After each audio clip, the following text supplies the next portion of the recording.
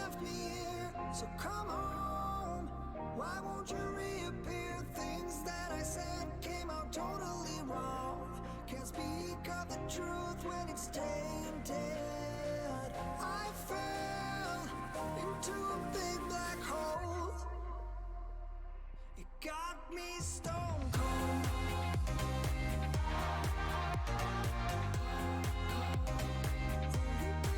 You got me stone cold. It got me stone cold.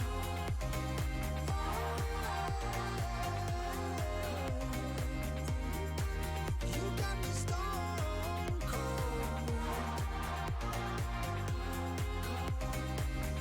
Got me stone cold.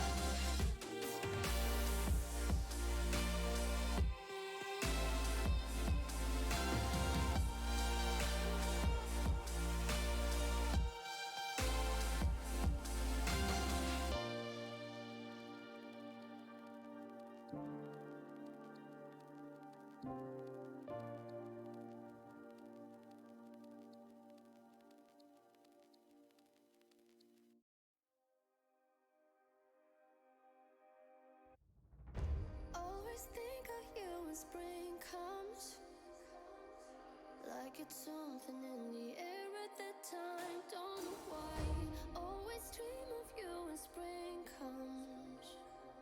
It's like the heat on my skin takes me back to the time met you on a Friday, halfway out at the door of the club, playing soul on the weekends. Stayed in bed till Wednesday. Fell in love with you right there and then. I was young, couldn't see that.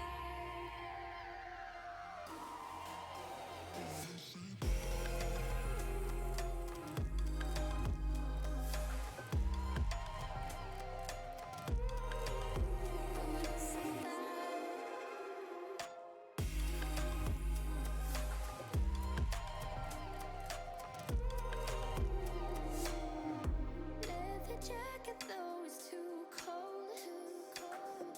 Saw your face in the crowd and I think without eyes. Her just perfect, yeah, she's beautiful. Never thought you'd be here, it took me by surprise when I met you in the doorway. And a friend of a friend, never thought I would see you this soon, but hope she really loves you. 'Cause I swear you deserve everything. Wish that I knew that sooner. We got sober, it was over, but I told you I'd do it all over again.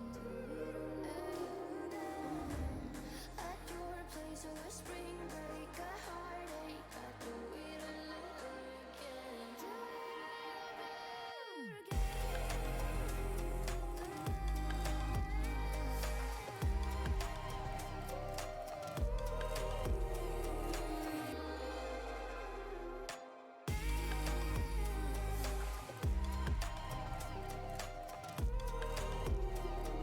Tell me a lie, and I tell you too. I say that I'm happy for the two of you. You wanna be friends, but I don't think I can. But I wanna be happy, happy for you.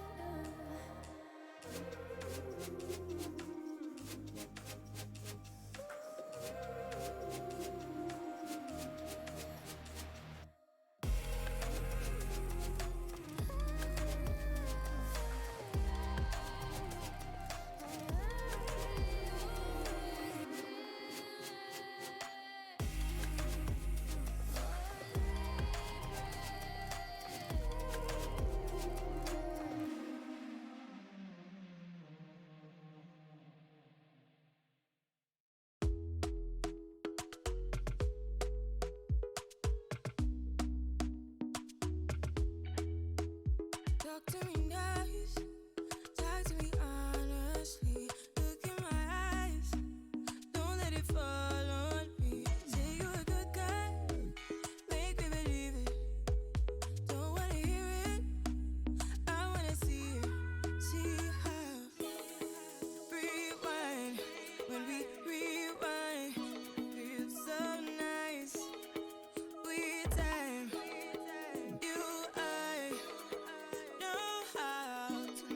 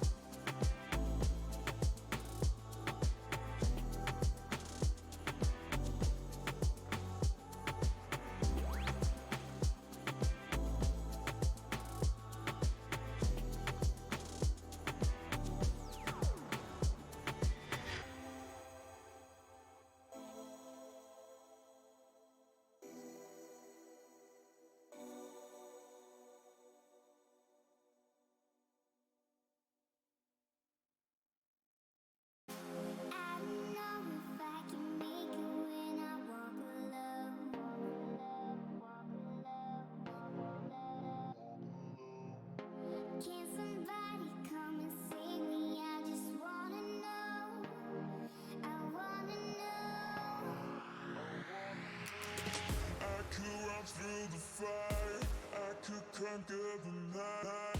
If I make it, if I try to draw the red light, I could run through the fire, I could conquer the night. If I can make it, if I try to draw the red, I could. Apparently, 54% of you are going to be backing up the Ludens, and 46% of you guys are going to be backing up the Deviants, in case if that wasn't already apparent. I myself am going to be banking on the Ludens this time around. McCready, I want to hear your thoughts. Who are you going to be banking?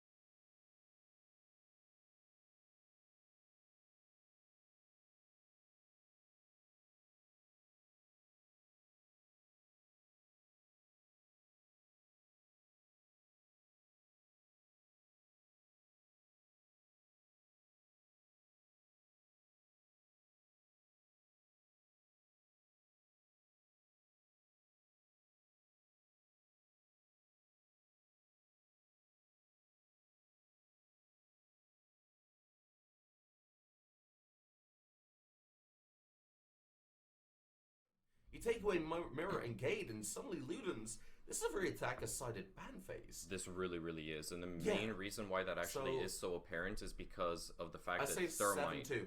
7-2? 7-2 in favor of Ludens? Okay, I think I'm gonna one-up that. I'm gonna say 7-3 in favor of Ludens as well. I think Deviants can certainly put up a fight. They may get lucky with potentially one tertiary bomb site win, but that's about where it stops. The one thing that I actually do want to quickly point out is the availability of Thermite. He wasn't, unfortunately, he wasn't actually flashed by Ludens. They've opted instead to bring out Jiobu on the Ace, but the main reason why I want to bring up Thermite so badly is because of the fact that, well, he has now taken over those smoke grenades that were once in the back pocket of Ace. He has become that much more of a viable operator, and you can obviously get those walls open much more rapidly than Ace can as well. And then just on top of that, you know, smoke grenades, it helps you set up for the post plant, and then you've got your classic PBJ combo with Thatcher. It just makes so much more sense, but I think Ludens, they might just be, you know, a bit more accustomed to bringing out the Ace and that overpowered AK-12. Regardless, though, we're going to be starting off on the top floor this time around. That is the Deviants' first choice, and I suspect that this may be easy pickings for Ludens, namely because of Gady being on that Thatcher, as we stated a bit earlier. Yeah. Now, the big thing that I want to touch upon and lead on from what you were saying is you've got the Ace, and what that Ace allows is the fact that you could just get these walls open very, very quickly. Ludens are going to be opting to go down below, maybe try and deal with this meeting Roma presence, actually. That would actually make quite a bit of sense to me, because you're saying, right, vertical play can be an issue, we've identified it, let's deal with it. But right now, you still got a lot of options. This Thatcher leaves you a lot of free time, a lot of this late game that the defense might be wanting to play. Doesn't really matter. No. Those walls get opened, those are Rooney gates, they get disabled, and Ludens will have access to that site. They can commit time to this roam clear, and with Kovac down below the C4, you might just need to do exactly that. Proctor and Benji down below, they know that somebody could drop. They're not exactly stealthing their way around now, but you don't really need to. You want them to take these gunfights. You want them to play aggressively. You're going to get that breach open, and well, this round is about to start. A minute left, and Magpie will rotate to keep an eye on it, but nothing's happened just yet. A C4 from Dumfries will go out, but doesn't find its mark. It just clears out a little bit of utility.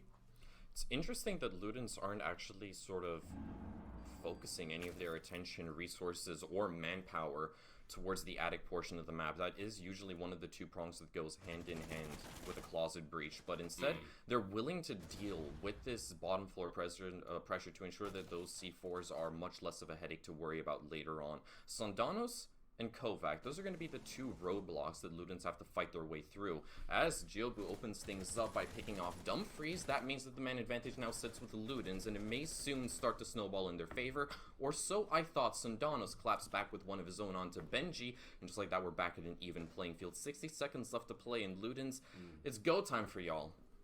Yeah, a massive kill from Sandanos there to be able to take away Benji. You keep that white stairs controlled. You keep that crossfire. That's all important that you can hold with Magpie. 50 seconds are ticking, and that Thatcher EMP will give away quite a bit of information, such as KK pushing through will be taken away by Magpie. And now Ludens a player disadvantage. Let's see how well this time has really helped out. They've got Proctor on the rotate, trying to go down below, trying to deal with this roam game. It's still, as long as that player is alive, it's going to be a horrible, horrible issue. Gady will take that damage, and that EMP caught in midair is going to make life a lot harder. You don't have any more, but it just got that utility on Trophy. Maybe you can push. Maybe you can get there as Proctor's able to even things up. But 15 seconds left. Magpie's going to try and find a kill. Doesn't land the shot, but you've done a lot of damage. That is enough, son. Jovi will be taken down to 1 HP, trying to get the plant down before Sandanos, Spack and Magpie, they just clean up. The Deviants, that late round crossfire, beautifully held, will get them that first round. Oh man, that was so overwhelming for Ludens. They just had so many different hurdles to try to cross and jump over throughout that entire round, and you could see that the overall intentions on the side of the Ludens, they were well thought through, but the overall execution of what they were trying to accomplish, not as much. You saw that they actually made really great strides towards claiming control of security and kitchen down below, but at the end of the day, those players, those roamers down below, they were allowed to persist for just a bit too long. And we saw that Ludens, they knew for a fact that they wanted to get themselves a plant off inside of Games Room. That's why that was the first initial breach that they were able to open up. But I feel as if they could have used a little bit of extra help in accomplishing all of those tasks at once. I feel as if Ludens, if they maybe brought themselves a secondary hard breach, either be it a Hibana, a Thermite, or hell, even just a trampoline or a can opener, to actually place on the meeting wall in towards kitchen, you can create an angle in towards the kitchen side and flush out those players, or at the very least make them a tad bit more uncomfortable so they can walk into the LOS of the players that were already in the main hallway shared between security and classroom. Because we saw that there was already, if I'm not mistaken, Proctor down below, who was holding down the flank, just waiting for the Deviants roamers to walk into his LOS, but that simply never happened. I don't want to say that Ludens placed their eggs into a single basket, because that clearly wasn't the case. They just shared their attention. They basically spread out their attention respectfully. They knew exactly what Deviants were trying to accomplish, but the overall execution of what they were trying to accomplish just wasn't bang on the money.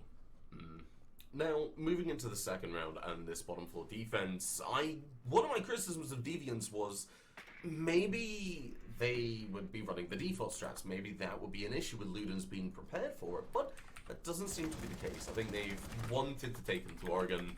They've done the prep, they've done the setup, and this Flores ban makes a lot more sense when you look at this setup. Your mute jammers, your castle barricades, really important strongholds of this extended defense towards the kitchen. And if you take that away with a Flores drone, you start picking apart the setup.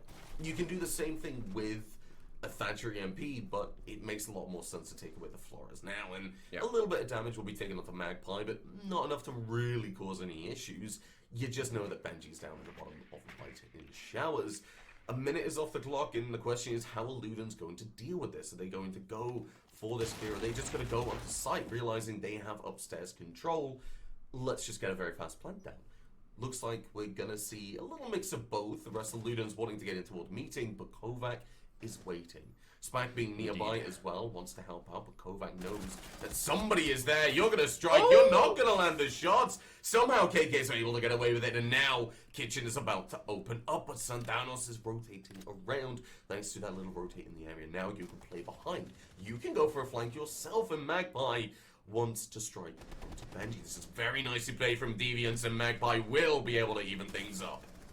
Indeed he does, but for the time being, Ludens, they have yet to actually deal with Sandanos, but KK, he just comes on in, wraps in through kitchen, and they're able to deal with one of their major headaches that was left on the top floor itself. Now, the last roamer, quote-unquote, that they actually have to deal with is Magpie, who, for some unknown reason, actually is choosing to overstay his welcome on the top floor, and he gets rewarded doing so, actually. Absolutely domes Proctor, and now he can just quickly ansi on through that hatch the moment he gets it open. It might be glitched, question mark, I really can't tell, and he's gonna lose his life because Ubisoft just said no. That's a bit of a heartburner, but regardless, we're gonna now sit in a 2v2 scenario. 30 seconds left for Ludens to make this work, and it is definitely doable, Giobu, already taking up the reins inside of Freezer, has an angle towards the player over by that washing machine, but can't land the shots. Dumfries is tucked deep inside the corner, and now KK, he has to go on the aggression. He will finally be taken out by Spack, and now it's all down to Giobu. He's got the weapon to do the job, but unfortunately enough, the positioning not in his favor. Spack is going to collect the final kill, and just like that, we have Deviant striking, not necessarily back, but just overall striking. They're 2 for 2 on their defense thus far, and they've been putting up a great showing thus far. Yeah, very, very nicely defended from them. They had a really nice crossfire towards the end. Their roam game, it was calculated, it was measured. Moment of silence for Kovac there. Probably didn't hit the Kovac before this game, as rude as it may sound. Wasn't able to land the shots onto KK.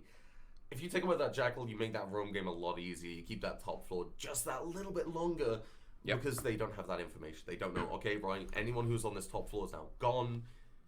But that's not really important. We were able to find Magpie evening things up. We were able to find Deviants just picking up kills that were unanswered from Ludens. Sandanos, that roam from you was very, very nice. That's what I love to see right there. As soon as you feel that pressure, you know, they're going to be coming kitchen, okay? I'll go meeting. I'll get behind them. If they're going to take one of our players, I'm going to put them in a kill box. And that was something that the Deviants kept throughout the entirety of the round. As soon as you get down to that bottom floor into Freezer, 3 angles will all just look towards Freezer because they knew that they weren't going to come anywhere else. You have Giobu, you have Benji, they have to push together, and they didn't. They had to push together, they had to have pace. Unfortunately, it just wasn't there for the sides of the Ludens and Deviants. It wasn't, no. Another really good, well-played round. They calculated it, they measured it, they decided what gunfights they needed to take. But the biggest test, Two Doors, it's going to be this side. It's going to be the kitchen dining. The big question is how the Ludens take this. They don't have a Thatcher, so they're probably just going to say, right, we EMP the wall. They do have a Thatcher. We get the ace on the board. A Thermite, sorry. I didn't mean to say. But with a Thatcher, it's not that big of an issue. The big problem is, though, Thatcher is not going for small tower. It makes you think, okay, maybe this is a meeting take. And this is what we don't actually see that often. I'm actually curious right now, because naturally the Deviants, they've got Dumfries set up inside a shower, and that is a crucial portion of the map that you want to claim control of as soon as humanly possible if you're in the shoes of the Ludens. And obviously, having the likes of Gady toss out an EMP will disable any and all ADSs within its AoE. And just like that, you can then try to nade out the player, and that's going to be brought to you by none other than Benji himself. But for the time being, the Ludens are actually opting to clear out this top floor presence before they exert any kind of pressure towards the bottom floor. Kovac is already going to be the first to fall inside of Attic. Freebie for the time being the moment that he gets cleaned on up, and I'm pretty sure he is just a lost soul at this certain point. Gady is going to take a bit of damage, but not lethal enough. And Deviants are still willing to hold on to this top floor with an iron grasp for the time being, yet to be dislodged, because Ludens, they have yet to apply any more pressure for the time being, but they're starting to creep and crawl their way on in. Sooner rather than later, Spack is going to drop through that hatch. As you can see, Sandanos, he's already begun his descent down the white staircase, and there he goes. And Spack is now going to just retreat as well. Ooh, narrowly. Can be recovered back to 20 HP, but now the top 4, it sits firmly with the Ludens. Yes, and KK is going to be looking to capitalize upon it. We'll try and find Dumfries, but isn't able to land a shot. The smoke canister will answer, and like you said, Spack will be revived. But as long as you have that presence towards White Stairs, you should be okay. In this case, it's going to be Dumfries. Sandanos has pulled back. They've said, like, let's play it safe, let's play it nice. But a minute left and you have that kid's control. Start doing the vertical play. Start picking them apart. That Jackal scanner is going to give you a lot of help right now. We're going to see Proctor damaging Sandanos, but not landing the badly needed headshots to the player. Just goes downstairs. 40 seconds left. And you can drop into sight, but you've got to do a Magpie. You've got to do a Spack. There's so many problems right here for the Ludens, but Magpie isn't going to be one of them. Benji's going to walk in and we'll find 1. Make that 2. Dumfries has an answer onto Proctor, but right now it's a 2 versus 4, and one of them is nowhere nearby. Second smoke canister will go and tag out Gady before Dumfries finishes them off. Sandanos is going to get picked off as Yobu goes for the plant, and Ludens, they're about to get their first attacking win. Dumfries, can you get this shotgun kill? Smoke grenade will put them back in the shotgun. Ooh. You won't be able to see because of the smoke. Oh. You don't land it. And Benji's able to get the round for the Ludens. The first attacking round. It took them 3 rounds, but here they are. That came down to the wire. Not necessarily the end of the round itself, but the overall mid-round transition towards the dying seconds of it. The main reason why I was actually primarily so blown away by the Deviants is because of what Sandanos was able to accomplish. I'm pretty sure that a lot of you guys may have caught a glimpse of what he was doing, but he was over by by the actual big tower itself, and he was constantly rotating in and out. The moment that the moment that the Jackal Ping actually came on out, we saw that Proctor was narrowly able to actually dome Sandanos and send him to the Shadow Realm, but he managed to keep his life in tow, and Sandanos then rotated back up to try to take the high ground. The main reason why I find that to be so impressive because the Deviants are well aware of the fact that they need to keep the Ludens on their toes at all time. And what do they do to accomplish that? The Deviants, they are trying to remain as mobile as humanly possible, as unpredictable, I should say, as humanly possible. Now, naturally, it is a tertiary bomb site, so you're going to be at a distinct disadvantage as opposed to one of the primary bomb sites, but regardless, that went as well as it could have for the Deviants, and the Ludens, they certainly did strap themselves in. They picked up their slack from the last 2 rounds that they did lose out on, and they pulled themselves together to finally take the dub, and they did so quite convincingly. And I have a sneaking suspicion that it practically all came down to Benji, because he simply waltzed in through that kitchen doorway, found 2 kills that nobody on the side of Deviants was actually able to predict, and just like that, the Ludens had site control. It was a really, really great play coming out from Benji. It is definitely, in my eyes, what technically differentiates a good player from a great player. Doing your job is one thing, but going above and beyond that is what Benji was able to accomplish. Kovac, unfortunately, isn't going to be able to do that either. Benji, the player you're just talking about, will put a frag grenade in, or a drone actually, not even a frag, just making sure nobody's reviving before you go for it. But it seems that player is being baited by Sandanos. Deviants, they return to that top floor and they are able to defend it, but the big problem is that Dumfries can't play the smoke anymore, because you may have noticed there was skin and has been warned as of now. Obviously, they lost the last round, so it wasn't that big of a deal. But moving on, Proctor's going to be able to find a kill onto Kovac. Will take down that 25 HP player, and Sandanos yet again, Toodles. As soon as they go one way, Sandanos is just finding a way to worm in behind them. 2 minutes on the clock, and while Deviants are down a player, they do still have that time to work with. As long as they can waste it a little bit longer, this one, Mayan Attic's going to be huge for that. As long as they waste it a little bit longer, this can be their round. Benji will rotate to that attic, to the kids window, sorry, and will be trying to put that pressure for that late round push. The main wall's going to get opened up, and Ludens, while it's not as early as you hope in a round, they're focusing on getting the basics done right. First of all, Sandanos, though, will be able to find that kill onto Proctor, and suddenly a 4 versus 4 with a push very comfortably getting prepared and about to come onto site. Benji will go to that big window to apply the pressure to Spag. Will be able to find the kill and opens things up just a little bit with a second kill as well. Now, Magpie and Sandanos, what are you going to do? Only one of you are in Attic, and Sandanos needs to back you up now. Magpie looking for this first kill. Has to peek that breach, but you know you have to be careful. Neither of you have that much HP to work with overall compared to Ludens. And right now, Magpie's going to lose just a little bit at the Benji on the window. Time ticking down, and Ludens, they're going to start making their push, and it's going to be on their terms. Sandanos will get peeked by Gady. It's all down to Magpie in a 1 versus 4. Will not be able to get it. Gady finding a second kill. Ludens starting to wake up just that little bit, but can they keep it going? Another round on the attack, Toodles. This can be a 7-3 like you predicted. This definitely could be. I've got to say that if it wasn't for Benji right now, Ludens wouldn't necessarily stand a chance, because the Deviants' defense, don't get me wrong, they have been absolutely stellar, but time and time again, Benji just completely outdoes everything. He is basically there each and every single moment in the right place at the right time to pick up those impact frags. If it wasn't for those 2 frags that he was able to pick up from the outer window over by dorms, The Ludens wouldn't have actually been able to effectively slice the entire bomb site in half and disperse the defense, because you saw that, and I'm pretty sure Twitch chat saw that as well. The moment that Benji got those 2 frags, the last 2 remaining defenders, Sondanos as well as Magpie, they were stuck inside of Attic. That is arguably one of the worst positions to find yourself in, because you only have effectively one avenue to get yourself back on the bomb site. Through that rotation into the kids' dorms, and that's about it. Ludens, they already had full control over the entire bomb site because of Benji's plays. He has been stepping up to the plate when it is desperately needed, and Ludens, they are fully reaping the rewards from his plays. Yeah, I mean, every time we're seeing Benji do something, it is meaningful. It is thought out. It is, you're going over towards that site, you're realizing a 3v3. It's a bit of a stalemate on Kitchen Dining. He just opens it up. I'm going to be able to find his gun. Exactly. Yeah. Just walks in and is able to win these gunfights. That's what I was worried about with Ludens going up against Deviants, because Ludens have got the time, they have the experience to know exactly when something like that is going to be needed. Obviously, they've done practice in quite a lot of T4 environments, actually. You know, you can 2 quals. They participated in it. They wanted to get that practice just for Buell. Most importantly, this is a team that have gelled and really worked well together. Now, coming back to this site at 2-2 on the scoreline, I want to see Kovac being able to land a couple more shots. It's a pain.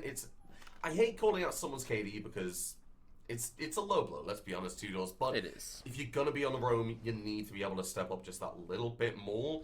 If not, at least play a more measured role back on site. Maybe take, I don't know, maybe take the Aruni on site, or maybe take an operator that doesn't have a C4, doesn't have as much reliance in the late round. Might be an adaptation I want to see, but more importantly, for the Deviants, you gotta shut down Benji. You do. Obviously, I'm pretty sure that the Deviants have realized that they've got to place themselves a massive, massive bullseye on the back of Benji and just deal with him as soon as humanly possible, but he has been able to persist almost each and every single round. They have only killed him twice thus far, and that was in the 2 rounds that the Deviants have won. Since then, he has been there to make those impact frags and just secure Ludens the round when it is absolutely necessary, but aside from that particular tangent, let's focus on what's happening right now. The Ludens, they've already gotten the Wolf open, that particular wall that is shared with Attic, as well as the closet open, to which Dumfries is currently sat at the opposite end of, with the shotgun primed and ready in case of any poor soul, I should say, actually wanders into his LOS. Benji's going to open things up once again by shutting down Magpie, so those pancakes are rendered useless, and there comes Dumfries. He's right there to pick up the slack, shuts down Gady in a CQB engagement, and that puts us once again at an even playing field. That Selma charge is not big enough to actually crawl your way on through, but that's entirely fine. Spack is able to get the trade before Proctor picked up the first frag onto Dumfries. Now we're left in a 3v3 situation. 40 seconds left to go, and the Ludens, they need to make their move. It's a bit of a stalemate right now as they are waiting for an opening to push onto the bomb site itself, but a plant over by the gaming side of things might not be possible. Giobi has to pick up some other avenue to get himself on the bomb site, potentially over by the other default on the other side of kids' dorms. I'm not entirely sure right now, but it's a Mexican standoff between these 2 squads once again. Yes, but time is going to force this Mexican standoff into a fray, and right now KK going to be able to find Spack was taken, but immediately you've got Sandanos ready for the refrag, but Benji, what the hell is this player on? Because I want some of it. Now it's all down to Kovac in a 1 versus 3, able to find that first kill of Giobu. Can you make it 3? We'll rotate around to that closet and say, okay, they're going to be playing ready for it. Can I get a second kill? No, I can't. KK able to win that gunfight somehow, and that hard breach line of sight nearly ruined the side of the Ludens, but they're just showing that stamina is there. 2 rounds off the bat almost immediately, and Deviants, let's show that they are not having the same stubborn performance. Let's go downstairs. That's exactly what I want to see, because 2 doors, you know me too much at this point. You know, probably, I say you go to a site twice and then you change it up, because if you lose it twice and it isn't close, I don't know, by time or a trade, then you know you don't have the rounds to work with to go there again, get down to that bottom floor, recreate what you had before. More importantly, this upstairs hold, I really, really liked it. I looked towards the castle barricades, the mute jammers, the vigil, and the slipperiness of Soundanos. I mean, that is how I'm going to describe it. The big problem was the Ludens, they kind of fed into it a little bit too much. They went down that swamp doorway. They didn't have that meeting presence. If they get that, they can cause a lot of issues for the Deviants. Ultimately, though, I think Ludens are starting to hit their stride. They can get this. As long as this hatch opens up this time, by the way. Yeah. That did really screw over Magpie last time around, so hopefully Ubisoft is going to play nice with us. I'm sure of it. Okay, maybe not. I don't know. Right. But regardless, though, Ludens, they've already been able to hit the golden number of 3 rounds, meaning that the best they can get out of this is a 4-2 split, which is in the ideal world. Naturally, the Deviants, they were able to win out this basement defense last time around, so I'm predicting that we'll see an even split moving into the second half, but realistically, anything can happen because Benji, he has been fragging out of his brains thus far, and he shows absolutely no signs of stopping. But this is going to present an entirely different challenge that Ludens might not have actually dealt with thus far. Deviants, they're actually setting up a much more heavier roam game compared to what we saw in their last defense. A lot more unpredictable positions are being played. Spack is able to find the opening frag onto Benji. Proctor takes a boatload of damage, but unable to trade anything back towards Sondanos for the time being. As we can see, KK is making his entry in towards Small Tower, but he's not going to be met with any resistance. Aside from Kovac, who's currently sat very, very comfortably inside of Kitchen, another prime position that Ludens may want to take control of in the event that they want to pressure on towards Freezer, but naturally that ended up being their death sentence last time around. Freezer might not be a viable option for the Ludens here. Yeah, but Meething is such an important position. You need to take control of it. Sananos will have his position given away, but is able to take the head of KK and gets away scot-free. Dumfries will fall for their crimes due to Gady, but right now, we're going to see this freezer hatch open up. I don't want to see this push because last time they stalled out heavily. I want to see Meeting. You can take control of it. That's where you want to start pushing out, and that's what the whole point of this upstairs hold is, to stop. You stop them getting Meeting control. Magpie's able to find another kill. Oh, Kovac right in the face of Proctor. Shoves the barrel down his face and says, eat a boatload of damage. Deviants, you're set to put us on for a 3-3 split, and it's all down to Joba to make sure that that doesn't happen. 4 versus 1 though, and players hitting at the heels. What are you going to do? Well, you're going to find 1 kill or 2 Soundownos and move your way down Laundry Stairs, but very, very low HP and a lot of utility to clear. Yeah, I don't think he can actually toss anything through that Aruni gate besides a drone of his, and at this certain point you're not really going to be droning on too much. Selma's going to do the job, but no! The Surya gate actually didn't deactivate in time, and that is a GN indeed. Oh my goodness. That is a bit heartbreaking. He was called out. It's the literal equivalent, Toodles, of your teammate calls out Frostmats. Oh no, you call out Frostmats. Yeah. And you immediately jump into it the next thing you do. That's exactly the energy that had. And it sucks, but for Ludens, a 3-3 split is okay. It's great. But as we did talk about Two Doors, these bans are leaning over towards those attackers, isn't it? Mm-hmm.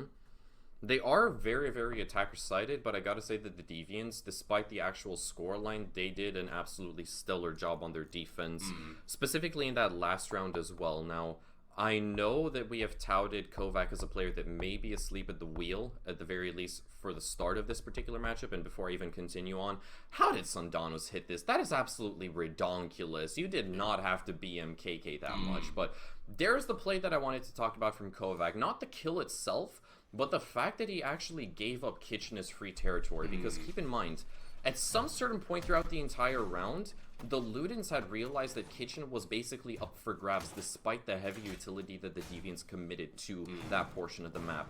We saw that Gyoba was able to waltz his way in to security, through the Kitchen rotate, and blow open the hatch. Why was Kitchen even actually free territory? Because Kovac purposely allowed Ludens to claim it. But he wasn't too far away from it either. He was just a couple meters away inside of the adjoining corridor. And then when the moment was right, he waltzed his way back in, he struck, and just like that, he was rewarded with a kill. One that could have been round-defining as well. I think it actually was a round-defining kill. It effectively set Deviants up for success in that 4v1 situation. So the fact that Deviants are well accustomed to these attacker-sided bans, it speaks volumes. And what does speak volumes is losing out on one of your 2 hard breachers to a spawn peak. Good stuff, Ludens. Good stuff. Yeah, that's That's kind of rough, I will not lie. I've got to be honest, I look at this, I say, well, that TK, you lose that Habana immediately, but you still have the ace, you still have something to work with. A TK will come out to even things out, Proctor getting 2 kills to start off with, actually. And going back to your point, Toodles, you say it's the end, but no, I think it's like the final nail in the coffin, to be honest. Joby, though, is going to get naded out, but the ADS is going to do a little bit of work on overtime. Benji able to find those kills, and the second frag grenade will follow. Sundanos finds the kill and gets that early advantage in for the Deviants. Big problem now is that Deviants still have to push the side. They haven't done a lot of the big parts that you need to do, although that is happening now. Utility is getting cleared out, ADS is being taken off the board, games will being opened up, and Benji's gonna leave to try and get those skins off, but that's not really important. What is that half the round, and Deviants have a player advantage. More importantly, they have games will open. They know that Deviants, they only have a limited number of angles that they can cover, and Sandanos triggering that Banshee on white means they need to worry about one more 2 doors. Yep. The tension, you can cut it with a knife at this point, and right now 2 players towards Attic for Ludens.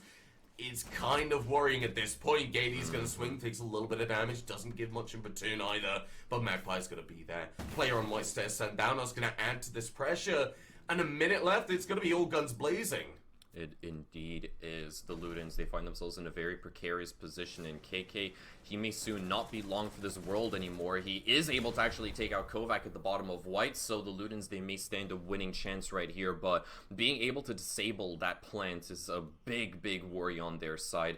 They don't have, actually, they do have a C4 courtesy of Gate. They could stop a plant regardless as to where it's tossed out, but that is a crucial gunfight that KK wished he hadn't lost. Trades come on out, and it's a sea of blue working in the favor of the Deviants, but no, the defuse is actually dropped inside of Wolf, and now it's down to Sandanos to pick up the pieces, and specifically pick up that defuse as well, to try to set this execution into motion. There is time, but it's starting to expire rather rapidly, and the fact that they don't know where Proctor is, it's a massive unknown, and just like that, we have 5 seconds left. Sandanos, he's hunting for the frag, but he can't secure it. Proctor, he goes huge. He's able to buy it himself just as much time as he needed, seals the deal, the nail to the coffin, and just like that, we have the Ludens, after having lost the player to a DC, are able to clutch up big time to secure their first defense. Yeah, very, very nice kill, and more importantly, Proctor very nicely played, being able to catch that diffuse rate trophy. Won the round, simply put. You didn't confirm the kill, but you didn't need to. I mean, nope. Sandanos was in a position where that round was won, no matter how Proctor played it. As long as Proctor survived, round was over. Sandanos couldn't get diffuser. You could just wait, even if he could. You take the gunfight, the HP, it's so heavily stacked in your favor. Deviants lost the round as soon as Dumfries got downed, unfortunately enough to say, but that's exactly what it is. We're returning to this bottom floor, but this time Ludens on the defense. They're going to want to bring something similar. I mean, with the Ludens, they've got the Goyo, they have the ADSs, and a Wamai. I expect to see a bit more of a default setup for this rather than what the Deviants wanted to bring to the table, and I can't fault them. No. I've really enjoyed seeing the Deviant setup so far, the way that they've played around each other. It's very well thought out, it's very well planned with how they're meant to be playing it, and the positioning is something they've definitely been working on. I feel like Kovac, in the last couple of rounds in your defense, I was quite pleased with that. I just need to see a little bit more of it. I mean, it's not that much to ask. I just want to see a bit like cutoffs for roamers. I want to see, if you go mini tower, I want to see a player on white. I want to see a player pushing, and it's just little bits of coordination. I feel like the Deviants, if they can nail it down, they can pick up these rounds. And Spag, gonna start things off. This will be an example of what I mean. Get a player over by the swamp door. Get a player ready to push them out on top. That's gonna be Kovac, and the drones will lead the way. Big problem, though, is the final part of the puzzle. You need to be able to land these shots, and Kovac leading in hasn't had the best luck of it so far. Gady will be backing off back to site and realizing this isn't the hill to die on, 2 doors. No, this is not where. This isn't what we want to do. We pull back. We wait with Proctor. You know they're committing very heavily towards the big tower, so you play together, and you have Benji in meeting, ready, dare I say, to strike. He has been droned out, and just like that, he will be taken out of commission. A lovely little, I think it may have been a wall bang. I'm not sure that the stage wall actually had a breach. or even a punch hole. Not exactly sure, but regardless, lovely shot on the side of Spack. Oh yeah, there was a hole. Okay, yeah. So maybe not as spectacular, but still a spectacular kill that actually nabs Deviants the man advantage. And now they can properly get to work. They've got their wallet, they've got their keys. Time to go ahead and do your job. It's a work their way in through bunker, surprisingly. They do have an extra hurdle to deal with, and that is going to be Giobu. He is tucked inside of the elbow quite deeply. Two Selmas miss, but they can actually be picked up, so no harm, no foul. But, oh, Giobu, just a tad bit too greedy, is going to lose his life at the hands of Kovac, and just like that, the man advantage now grows to 2 whole members. It's down to Proctor, Gady, and KK to fortify the entire bomb site on their lonesome. Pillar control has yet to be nabbed, and look at this long angle being exhibited by Proctor. This could potentially land them a kill, but he's going to start burning alive, and that is just a classic old case of cyberbullying. Sondanos, he's good for the double, and Kovac is going to chime on in with his final frag to close off this particular round in the favor of Ludens, and just like that, or in the favor of Deviants, excuse me, and just like that, they are able to keep the Ludens in check as they tie up the score line 4 rounds apiece. What a well-played round from Deviants there. That was coordinated, that was organized, it was strategic. The roam clear, really, really well played. I mean, they had the presence meeting, they had a player towards kitchen, they had the information, and they found the kill. They made Benji make that decision. Where are you going to look? Either way, you're going to get shot in the side of the head from somewhere. You just get to choose where from, essentially, or if you could get a kill back. But as soon as that happened, it's big town, it's all hands on station.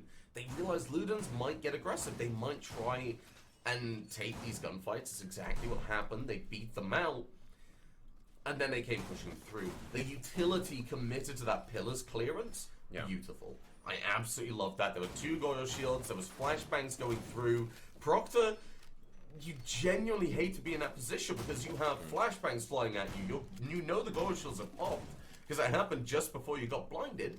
You try and run away, but A, you're blind, and B, Sandanos is right there to finish you off after getting a frag grenade kill. Suddenly, it's just Deviants realizing that they have so many advantages. They can pile it on over Ludens. They can win that fight. And Benji, a very interesting adaptation there, but it makes a lot of sense on that last round. The big problem for me, though, Deviants might be expecting it. They might be ready. For me, personally, I want to see you going over towards that kid side, over towards attic. Have attic hatch open, so you can apply that pressure from the vertical. You tell them, you've got to clear a whole other room. You got to clear a whole other floor, even. You don't just get control of meeting like that. However, Deviants, how are they going to approach it?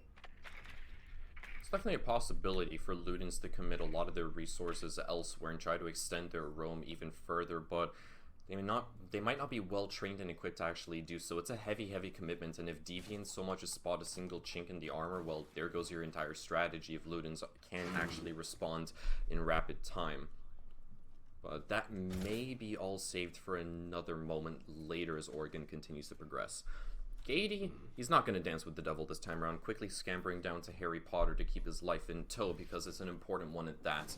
That P10 Roni in the right arms can be a very menacing weapon to go up against, and as you can see, meeting has been entirely vacated by the Ludens. Benji, not exactly sure where he is located right now, but he is not going to fight fire with fire because there's simply too much of it in the hands of Deviants. We've already expended almost 70 to 80 seconds of the clock thus far, and Benji, he's flirting with the idea of actually going back up the freezer staircase to potentially mount a flank. Could happen, but he's going to choose to linger back down there.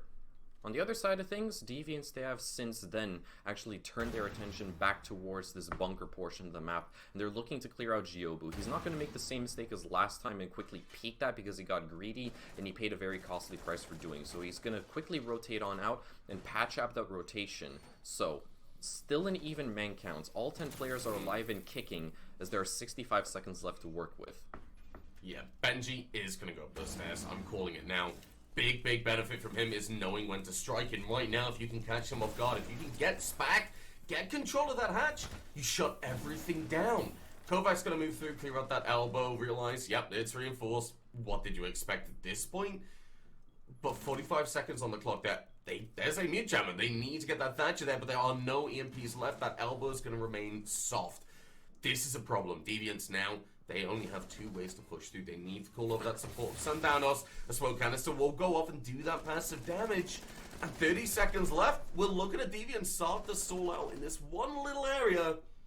Okay, Jobu might have a massive impact in it as well. Proctor holding the pixel. Jones will lead in and give that information. Damage will be done on Sandanos. 15 seconds left. Magpie's gonna get down. Sandanos has to follow, but KK with the frag is able to get it. Proctor on the swing, looks for the kill. Not able to get it actually. Dumfries pushes through. Oh, Benji and Gadia cleaning up. KK getting another one. And Giobu's smoke canister filled it. It finishes them off. Fills their lungs with smoke, and more importantly, it puts an end on a calamity of a round. Yeah, I think that's one thing to call it, probably. I think it's probably a better bet to use the word an absolute massacre. Okay. Yeah. Right, first of all, Two Doors, how are you doing today? After seeing that, really, really confident in the Ludens thus far. But aside from the match, I'm doing very fine. Thanks for asking. Okay, because I'm a little ill, I have to be honest. I've got a bit of a cold, but you know, I've been having a lot of fun. We've been pushing through, and more importantly, right now, Deviants have been able to keep it toe-to-toe, but that last round was a bit of a mess. It was a massacre in that late round. I feel like they fell for the oldest trick in the book. I think that's one way to put it, They all walked in the same door. I mean, a little bit of highway pressure would have helped. I don't think it would have saved the round. I feel like having maybe like a laundry presence or freezer, that definitely would have had a lot more impact. Because all of Ludens were looking towards this one position that the Deviants were in. They had the crossfire set up. They had more than enough time thanks to the smoke canisters of Jobu. Yeah. I feel like just having a little bit more room to play with when it comes to that roam. Getting more lines of sight available, getting that pressure, just make them feel uncomfortable. Don't let them have the opportunity to put 2 players freezer, 2 players on kill box, and well, the technical problem stems from one very, very crucial factor, and that was Deviants' mismanagement with their utility. At least that's what I'm banking on. We saw that Elbow was patched up by Giobu when he couldn't take the heat anymore, so he got out of the kitchen, and that's completely fine. Played by the book if you desperately need the win. But there was a Mew Jammer on the opposite end of it. And Deviants, they didn't have any more EMPs to work with. If they had one extra EMP to work with, then you could have opened up Elbow and create that much more space, and Gady wouldn't have been able to get that crucial impact frag to shut down Dumfries or whoever was carrying the diffuser at that time. If Deviants only had an extra EMP to work with, I would have definitely seen them taking that round. You can completely ignore highway. You can basically just keep one player above that pillar to essentially lock down that entire lane. But getting Elbow open would have been crucial, and it simply didn't happen. But we're going to put that entire round to rest as Proctor once again is going absolutely massive, picking up impact frags left, right, and center, and more importantly so, he's always there to get the first one onto SPAC for the second time in this second half thus far. Luckily enough, they do have Dumfries to get that attic breach open, but with 2 Selmas left and those Hibanas already being stuck, without being detonated on that attic wall, you're going to have to rotate him over, and that costs a bit of time which the Deviants do not have. KK strikes, shutting down Sandanas, but Dumfries is going to clap back with one of his own, setting us in a 4v3 scenario. 80 seconds left to go. And Armory, hello, something that I haven't seen in a long time is Armory presence. So now that's an extra headache that the Deviants have to deal with. How are you going to deal with Proctor? I'm not sure just yet. Proctor always being a pain in the backside, and Benji's here to help out. Proctor's very low HP, but Benji can go down below. Proctor will fall, and so will Benji to go back in a 3 versus 2, but 50 seconds are left. You know where these attackers are coming from, and, well, right now, it's all down to Ludens looking towards these 2 crucial key positions yet again. The shield means that you're going to use that soft destruction. These Aruna gates have just got a lot harder to open up. Now, Dumfries playing through that breach can jump in, but you know there's most likely a crossfire. You need to coordinate utility, you need to coordinate the push, but there's a dire lack of smokes, a dire lack of flashbangs on the board, and Dumfries gonna be taken away by KK. He's able to find a second. Kovac will have an answer, but in a 1 versus 1. 1 HP in 15 seconds with no diffuser against the smoke. Two Doors. This round is as good as over. Ludens, they're going to be 1 bullet away from match point, and there it is. Giobu, beautifully well played. KK, incredible usage of that MP5K just to get you back in the fight. And Deviants, how can we change this? What's going wrong? I mean, you've beaten the predictions so far, but now you're starting to stall out a little bit when it comes down to the late round. Indeed they are. I'm not exactly sure what can be done. I think potentially the Deviants, they might just be too accustomed to the meta of old from a couple of months back when Ace still had his smoke grenades. Just imagine if they had Thermite on the board. You could have easily gotten that game breach, that closet breach open, but then you would have also had smoke grenades to block LOS, and then you wouldn't have lost the two players that charged on it. It's a possibility. It might just be the fact that Deviants are more accustomed to playing Ace, but that's just my 2 cents. Bring out a Thatcher because he does what Ace can do, but better because he has those smoke grenades. It's something that I'm going to keep on touting, but I fear that I might be barking at the wrong tree. Regardless, though, they were able to deal with the roam presence, though, quite exemplary, and it is a bit unfortunate that Benji wasn't able to land those shots down by the main door. If he did, entirely different story, and the Deviants would have still lost out that round, but much, much more rapidly. And the fact that Proctor also wasn't able to keep his life into instead of Armory was a bit shocking, but regardless, they had people such as Gady and Giobi to pick up the slack when all hope seemed lost on their side. But now comes a real shot for the Deviants to potentially force us all the way to the last round of regulation. This is the first time that the Ludens are visiting a tertiary bomb site. We're moving on to kitchen and dining. And technically speaking, this is, as I said, the Deviants' best shot at forcing us all the way to round number 12. If they don't succeed here, that's the end of the story. And Ludens, they claim 3 points and they claim their first spot in the leaderboard. Yes, and well, it might be well deserved after this game, depending on how this round goes, really. I mean, I feel like Deviants, they need to be ready for these early gunfights. It's something I said maybe you should bring to Ludens, but it's not working out. I mean, we saw SPAC being taken off the board before the utility had even gone off. I mean, something is going wrong. There is some misdroning, or there is somebody not covering an angle. You need to tighten up. Right now, you're letting Ludens take control of the pace of the game. And while Proctor will be drawn out, obviously, towards this statue door, you've got Benji here to cause some shenanigans. Will not land that much damage, and Kovac will be able to support SPAC as this game's wall will get open. Or this kid's wall, sorry. The big thing is, though, the player's already dropped. Benji is there to put some damage on, will tag out Sandanos and realizes, well, I'm probably playing my life here, but that's fine. Because I'm going to land these shots. We'll be able to find Dumfries, looks for a second kill, gets Magpie. Oh, can you get any more? Make it a third, why not? Not gonna happen though, that frag grenade will bounce over and find the kill. You could have done that a little earlier, saved Magpie, but, well, better late than never. Deviants have control of Kid Storms. Indeed they do. Sooner or later they're going to confirm the kill onto Benji. SPAC took his sweet old time with that, but it's fine. They've got plenty of time to spare. SPAC is actually going to be taken out of commission, but can be revived back to 20 HP. And the Ludens, they still firmly hold on to basically the entire map, excluding the top floor with an iron grasp. And sooner or later, Deviants are going to have to shift their attention, and they might not have the resources to fully commit to it. Everyone on the side of Ludens, they've actually shifted back towards Showers and closer towards Small Tower, essentially turning the bomb site itself into a kill box, because the Deviants, they didn't even bat an eye towards Small Tower at all whatsoever. As you can see, that kitchen wall, it's entirely opened up, providing oh so many lovely angles for the Ludens to exploit. Now Sandanos, rotating his way to God knows where, is potentially looking to entry in through that kitchen doorway, but naturally that is an exposed position. Both Proctor and Gady have got that doorway on lock. As you can see, Sandanos, as I stated, is walking into a kill box. The Deviants, they are in for a very, very rude awakening. A nasty surprise as Kovac is going to join suit.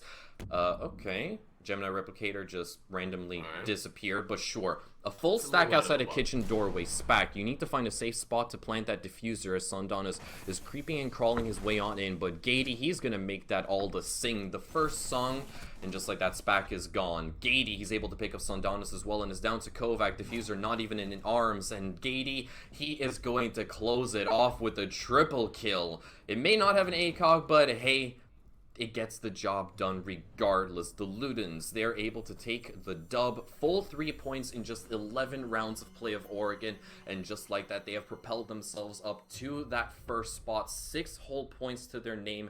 It was an absolutely exemplary performance on their end, but it could have been a much closer affair if the Deviants would have been able to pull themselves together when it was desperately needed. I'm gonna give Deviants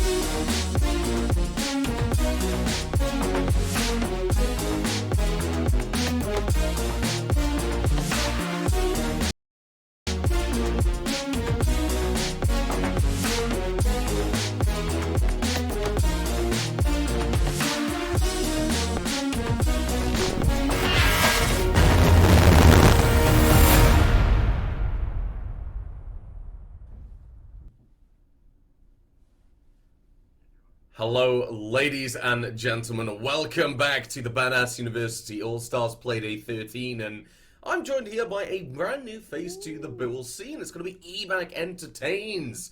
How are you doing? How are you looking forward to today, my friend?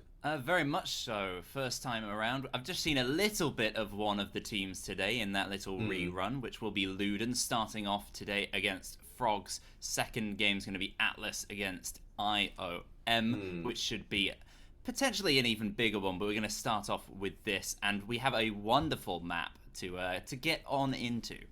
Yes, we do. Now, if you're a little confused about why we've been live for about an hour and there's been a game on the screen, but we're only doing the introductions now, well, the first game was a forfeit between Poggy Woggy and Veggie Patch, so we decided, rather than leave you guys looking at a blank screen, our wonderful production team decided, let's get a game up, and a wonderful one at that. Like you said, we saw a little bit of the Ludens earlier, and we're going to be going on to Clubhouse with them against MILF. Now, Clubhouse is a very default map, and it is a map that is just every competitive team should know. And when we look at the leaderboard stats, I feel like this is a good place to go because both teams are playing safe, aren't they? Definitely. They both had interesting records as of late. As a new person, thankfully I had a mid-season video to look through with a bit of intel over on the socials, so go follow us there. I don't know what the Twitter is. Do you know what it is, Mikri? It's at BadassGG. I believe. You're throwing me under the bus a little bit, but it will be in chat. It will all be provided by our amazing production team. And check that out. It was very helpful. And looking through the stats, I'm seeing some patterns coming out here for Ludens and Frogs in particular. Both of them having very good starts. First couple of games, wins, and then recently, quite a few losses, except for Luden's last game against bottom of the league. Today, the forfeited team, Poggy Woggy. Or was that the other way around? Woggy Poggy? I don't even remember. Poggy Woggy. Poggy Woggy, no, I was right. Yeah. They kind of need to turn it around here. We're on week 7 of 9. That is a good point to start mounting things, get some points up, and then try and qualify for those upper bracket positions in the playoffs. Yeah. Now, what we've seen from both of these teams is that they're in a position where they had a good start, but they've started to fall off a little bit. I feel like Frogs in particular, I mean, they started off very, very well against some of the lower seeded teams that ended up being towards the bottom end of the table, and now MILF, they've been struggling with some of these big higher up games. Now, the big important factor for me, Ebac, is this one, because the same can be said for the side of Ludens. And I look at this on paper. Now, Ludens, in case you don't know, Ebac are a team that have been together since Season 1, Day 1. So, going into the map bans, CAF, Oregon, Coastline, Chile, and I've already spoiled it. I've already leaked the script to Ebac. Yeah, Clubhouse is the map that we're going to be heading to, and it is a map that I feel Ludens, it definitely favors them because, right, Ludens, even in the very first Playday of Season 1, which I did with Jerry all about a year ago now, this was their map. This is the one where they definitely stood above a lot of other teams and made a name for themselves. But let's not waste any time now. We know you're all desperate to watch these games, so let's get into these bans. Yep, we're starting with a regular, standard Hibana. No real surprise there. I like a lot of teams. I want to see a lot of personality today. Coming in as a new person, if you're a new viewer as well, I'm sure you want to see some bits of variety to edge one of these teams out. I mean, they've got very inventive names. I'm enjoying all the logos and so forth. Yeah. So they're all very creative people, it seems. But the band's not really following suit. We've got another Thatcher to add to the very long list that I can see in the stats this season. So yeah, not too fabulous. Yeah, now that Hibana says a lot of things to me, and I think the most important thing it's telling me is that bottom floor is going to be a big problem now for the attackers, because that Hibana, suddenly that kitchen hatch becomes a lot more difficult to deal with. Now, Cade is taken off the board, but the big problem factor for the attacking side of Ludens, at least, is that with Hibana gone, you're in a position where you have to use a Selma charges in the best case scenario, and they're very, very susceptible to those impact tricks. Failing that, you've got to get a Thermite or a Maverick inside that kitchen and expose yourself to those ever-present C4s. And with Valkyrie on the board, it's quite scary. Yes, well, we're going to start off in CCTV, so those fears should be somewhat allayed for Ludens at the very beginning of this game. They'll be focusing on a bit more of a direct and hopefully more simple breach task. They seem to be bringing the Maverick alongside the Thermite, so there's a lot offered up. And I'm interested to see what styles of play. You spoke about Ludens. We saw a bit of them before. For Frogs, what kind of... Do they have a particular style that they like to rock on these sorts of defenses? Well, I feel like it's a case of with the Frogs, they tend to just go for the default strategies and do it well. So I'm not expecting to see anything that surprising at the moment. But one thing I do want to know, and it's not something you'll pick up because obviously this is your first time seeing the Frogs, is that they have got a substitute in. I believe it's replacing Tichy. And it's El Scotland going to be jumping in. Now, El Scotland is a really, really good place in this roster. He is actually alongside Angelo, I believe, Season 1 winners. So, Scotland, he's returned, he's subbed in, but Angelo and Lanina and Hazza, you know, he's very comfortable playing with them in a comfortable personal setting. Is that Angelo from Endangered? That is the Angelo formerly of okay. Endangered.gg. Alright, well, I know what to expect from him. I've casted him a couple of times in the past over in Reflex. He's a very consistent player. And very scary to be on the other side. So, from the Frogs, I expect to see a very default lineup. Scotland's going to fit in there very comfortably. This is a roster he's pretty much used to at this point. He knows David Bob, he knows all the other players and plays with them a lot more. Ludens on the other side, though, they've been together for such a long time, and Clubhouse in its current form has always been there. Right now, though, Giobi, that Thermite, is going to lose that drone to the Mozzie Pest, and you'll have to wait just a little bit to get that breach open. One more intel game for the defensive side. They've already got the Valkyrie on top of it. So intel denial with the double mute Mozzie combo, as well as the intel provided for themselves, is the game for Frogs, which means Ludens are going to have a much tougher time when it comes to an execute. They're doing some of the early prep to try and get this wall open, flush any players back away from the server block. They will do. Off backs the Jaeger inside of Cash, and now here comes the pressure across from the opposite side of the map as well, the west, with Duck and I didn't practice that. Tay, I'm guessing. Tay, yeah, Tay. I've just seen it in chat as well. Benji's voicing some worries that Tay's going to play so well, Benji might get dropped. Well, oh no. It's a double-edged sword because, I mean, even if Tay does play incredible, just like that opening kill, well then, you're just see you later, Benji. Yeah, those fears are quite real at the moment if this is the consistent factor we're going to see from Tay.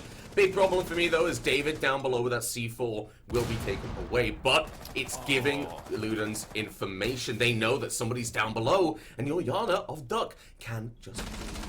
Raptors player and red player is still there. That means that they still have this all-important crossfire, but the breach is open, and Ludens, they have a lot of control here as David's about to take a gunfight and loses it.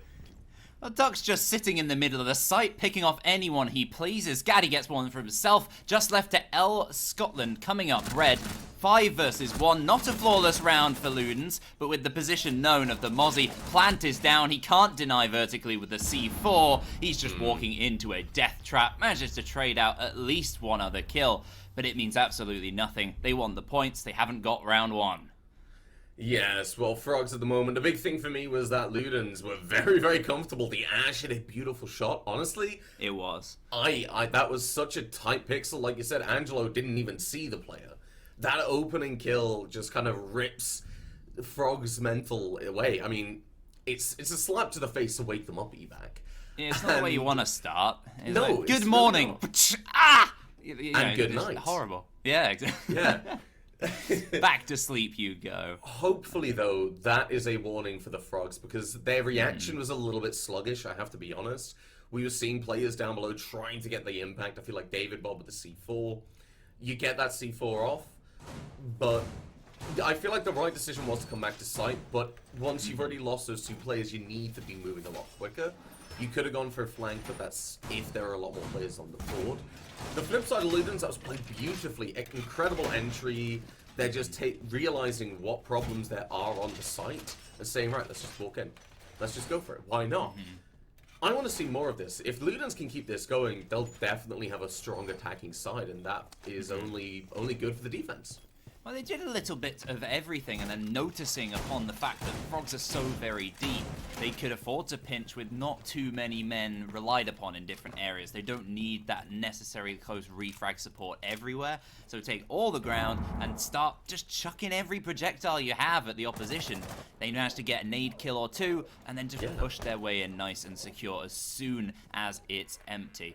Very good play from them. Frogs, they didn't really use the utility too brilliantly. In the early round, it worked for them, and this round, it's worked even better. David Bob gets himself a nice early peak. Yeah, now, I feel like David Bob, he's impressed me, especially in the week before last, when he was playing that Jaeger position. He was being a big problem area for the attackers. That was something that I want to see more of, because I feel like he is talented, and he's been playing on mouse and keyboard for about a year and a half now. Or if even that, So he has come a long way and definitely has stepped up. I want to see more. He's got potential. And a second kill to add on will prove that, taking away Tay, the Ash that had such an empowering factor for the side of Ludens. Well, 1 minute gone, and it's a big difference from the last round in particular. The early frags were a big difference maker for Ludens when they started out, and this time hugely disadvantaged. They've lost that Twitch on top. The Maverick shouldn't really worry too much about that. It's more the intel waiting within the site, and all of those Valkyrie cameras and any Mozzie pests they've got lying around. It's a very comfortable situation for Frogs. Despite the fact that they still are sitting, they have the option to flank. They have the option to have players underneath with C4s. They've still got 3 available for that late round, and there's very little that Ludens can do about it. Yeah, dare I say, the Frogs, they have a lot of room to leapfrog out and go for the kills. And David Bob, that's... Okay, maybe not my best one. But the frag grenade coming through is certainly a good one from Duck, finding Hazza, opening up this site, but not before the refrag from Angelo comes through. Angelo and Lenina, they are SMG11 gods, I'm sure you know in Angelo's case. But Giobu and Gady, they're going to start pushing through, trying to find something. Gady's taken away by Lenina with that MP5K, and suddenly...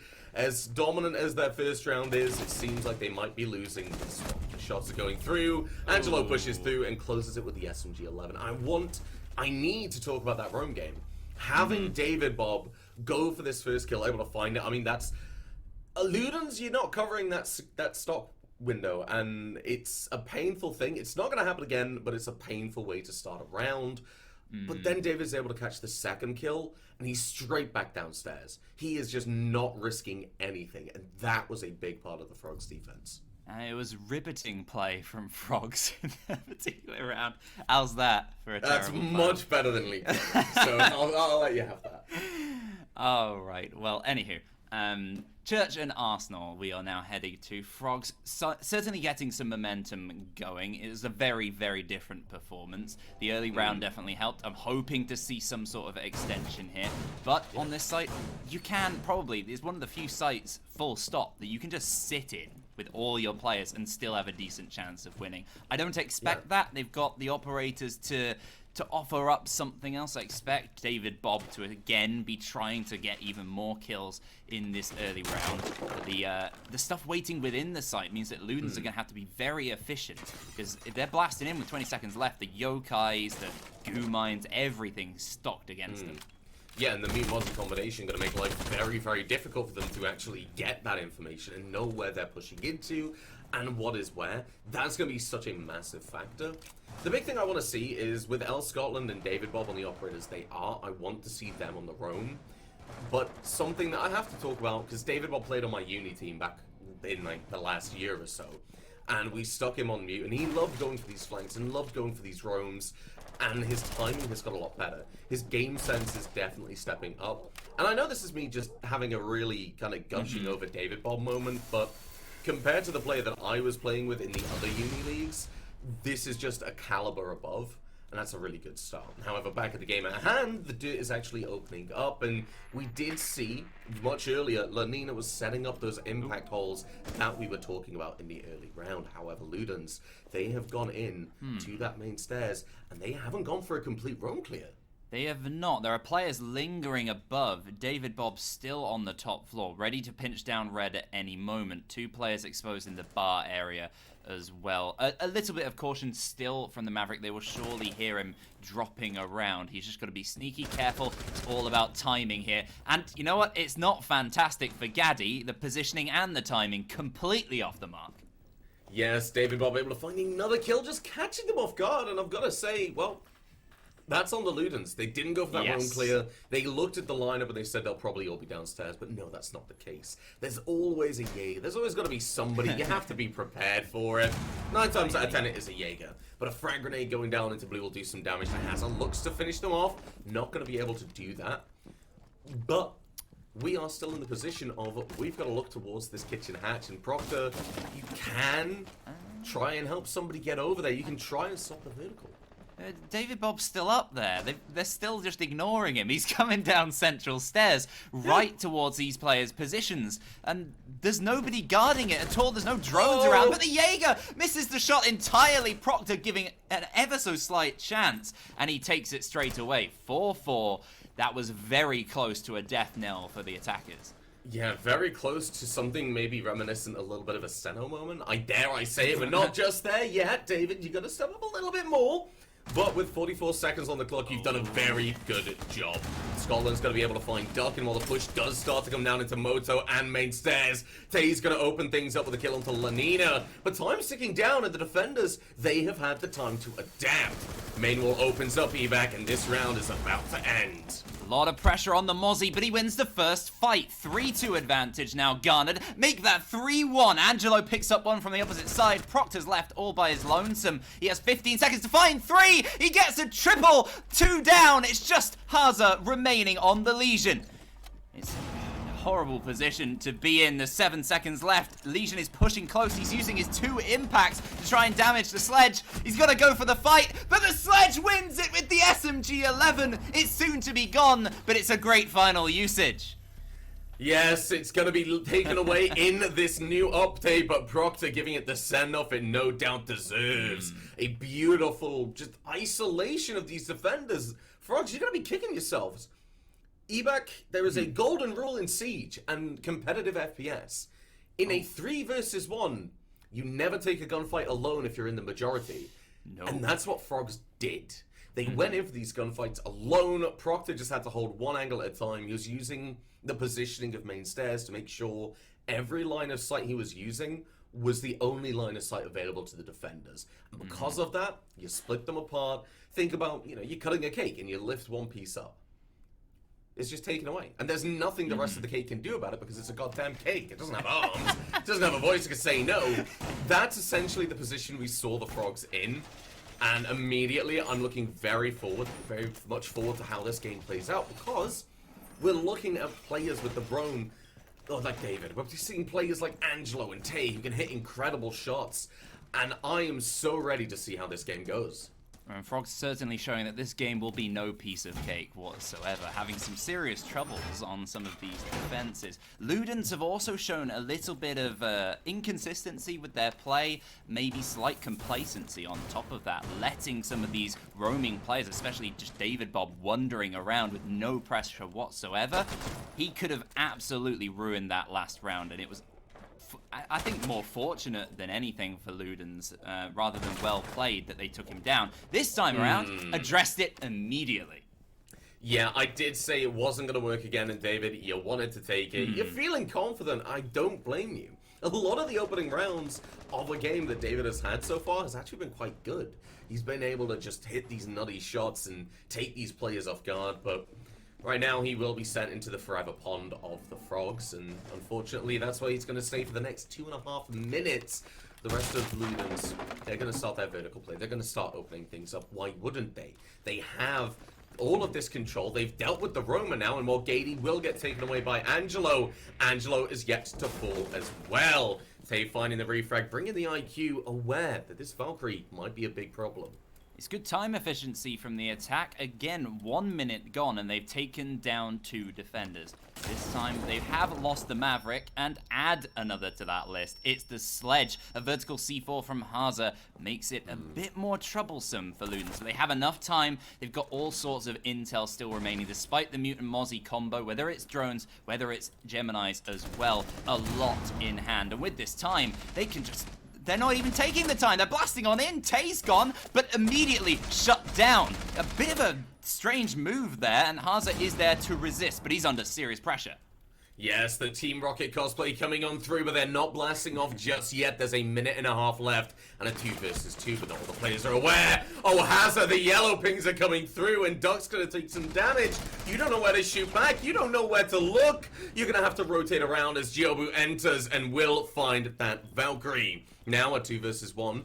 Scotland, we're gonna have to see you do exactly what Proctor done. You're taking damage from blue. You're looking for the gunfight. The plant started to go down. Are you the super sub that the Frogs need? Well, we're about to find out. The red pig comes through. You can't stop the plant going down. You'll go for the swing, try and find the kill, but you don't have the ammo. The pistol comes out and it's just not enough. Ludens taking that bottom floor attack yet again. Meowth, that's right. Really We're gonna have to stop with this today. That's the quota hit. There we go. Yeah, 100%. It's a warm welcome. Not so much for Frogs. Despite strong efforts in these rounds, not quite sealing anything out. A little bit of a shakiness when it comes to holding off players late. Ludens, a surprising amount of aggression when they came close. I was saying that they had 2 minutes to sit there and figure out what they were dealing with. With Valkyrie on the board, Echo, they need time to figure out what they're dealing with. Apparently not. Off they went, and they took the round. Yeah, I feel like it was just being able to win those gunfights and taking control of blue so early on, because that locked Scotland into that position on the triple wall. He's in that position, he can't try and stop this plank going down. He can't comfortably swing it. Because he realizes, and we saw that there were pre-fires coming through. He knew there was somebody there and he had to address that first. That's the power of that blue position and why it's such an important area. Ludens, they identified this, they took the control, and they left the player there to deal with it. For me, though, there was a really good emphasis on the crossfire and being able to pinch around these defenders. Giobu, for example, on that Fragmite, gonna be able to just walk around down main, finding Haza. And the 2 versus 1 means that you can walk onto site because that pressure in blue is there. However, returning back to this top floor site, let's talk about what we saw before and what we might see now.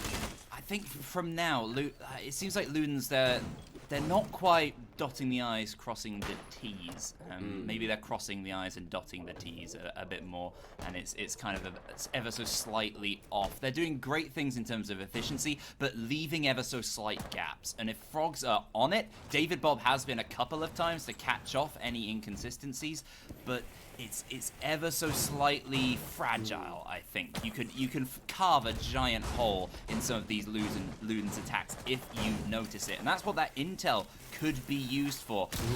I'm thinking Frogs might be better served going for some more adventurous usages of their setup. Yeah, I mean, I feel like the perfect way to sum up Ludens at the moment, they're not really dotting the I's and crossing the T's. They're just doing it in caps and they don't have to worry about it.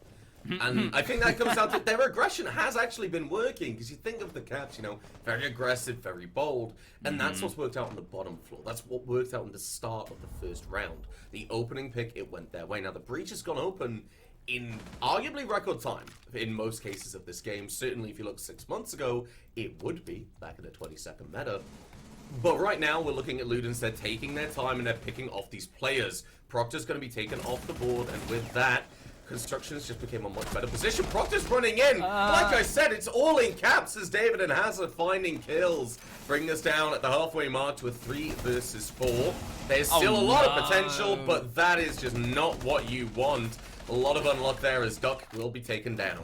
Does that Probably not just sum up a lot of Probably- this round from their team? And Yeah. David Bob, there he comes with the eventual flank, picks off the thermite. They're not got any flank watch remaining because they accidentally killed them. It's a horrible position to be in now for Tay, and that pretty much spells Luden's attack right there. We wanted an example of how to work it. We're trying to think of what font they might be or what capital letters they're using, but this round, perfect example. Of wingdings. I think as Comic Sans right now because they just look kind of hilarious. Well, to be fair, yeah, Comic Sans is at least, useful. You so- can't read wingdings; it's just completely illegible. Well, to the untrained font enthusiast, I'll have you know. Oh my! 30 Okay. seconds are left, and Tay is just going to let us talk about our favorite fonts. But let's talk about that round a little bit. I feel it was a lot of aggression, and it caught Ludens off guard because the ball went rolling. The Frogs caught it, but Ludens weren't really sure what to do with it. David Bob will close out this round. And I feel like that's the case. It was as soon as things started going wrong, Ludens were like, well, we're already pushing. We got to keep up this momentum. We got to catch them off guard. Well, no, your entire push inside cash over towards that breach just got taken out. You're looking towards construction, and all the defense are as well. That TK is just the nail in the coffin. And then, It is, but it showed exactly the problem that they were having, which is we're in a good position. Let's rush. Let's catch them off. Yeah. But they're catching themselves off because they're not even prepared for their own move. And Duck just charging past his teammate into his gunfire is just.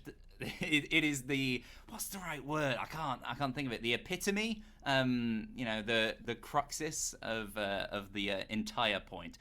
We move back to Church and Arsenal, which has been a very chaotic sight throughout these rounds, going in favor of the attack, but never that convincingly. It's always been a little bit bizarre, especially that first time around with heroics from Proctor. You can't rely on that if Ludens want the 4-2. And to be fair to them, the second time they attacked this round, they weren't relying on it. It did come down to these opening engagements. They realized David, he wants to be in the room. He's going to deal with them. A very interesting pick, which I'm sure you've noticed, but I want to talk about, is Lenina bringing in that cap cannon. And a lot of people laugh at cap cannon, but I feel like this has kind of gone away, especially when we've seen back in Season 1. We saw a very aggressive player. I'm not going to name them, but that essentially stopped them completely. What did they do? They triggered almost every single Capcan trap, and then as soon as it came to the first gunfight, they were one-shot. And that was a really big issue. Scotland was actually on the team that implemented this. It was Czechsland and has players like Mali, Angelo, and Scotland on them. But a big thing for me is that, this Capcan has a lot of potential of causing issues. It makes you look, it's like you can deal with it, but then like you can't be covering every single area. And if you put it close to sight, and we look at these very aggressive pushes, the way that Ludens play doesn't lend themselves to that, that strategic, that structured push in which you're able to take away these traps.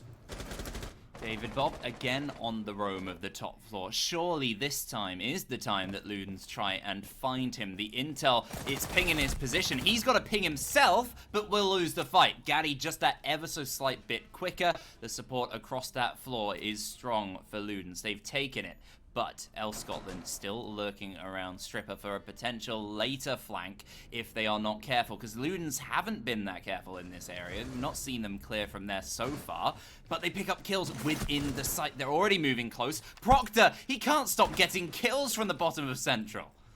No, really can't. The Manchester player is really having a great time at the moment, going for these kills, being able to try and trigger things, and that's exactly what I was talking about with the Capcan traps, but with Scotland off site, he has to go for the flank. He's able to get one. He takes away the sledge, tries to get the second kill, and just can't make it happen right now because there's too much gunfire going as well, too much traffic, and the crawl into motor will come through. The revive will come out, but Scotland has that vertical control. 3 C4s left on the board. Angelo will find 2 kills, so it's not as important. And now there's a push in blue from Duck.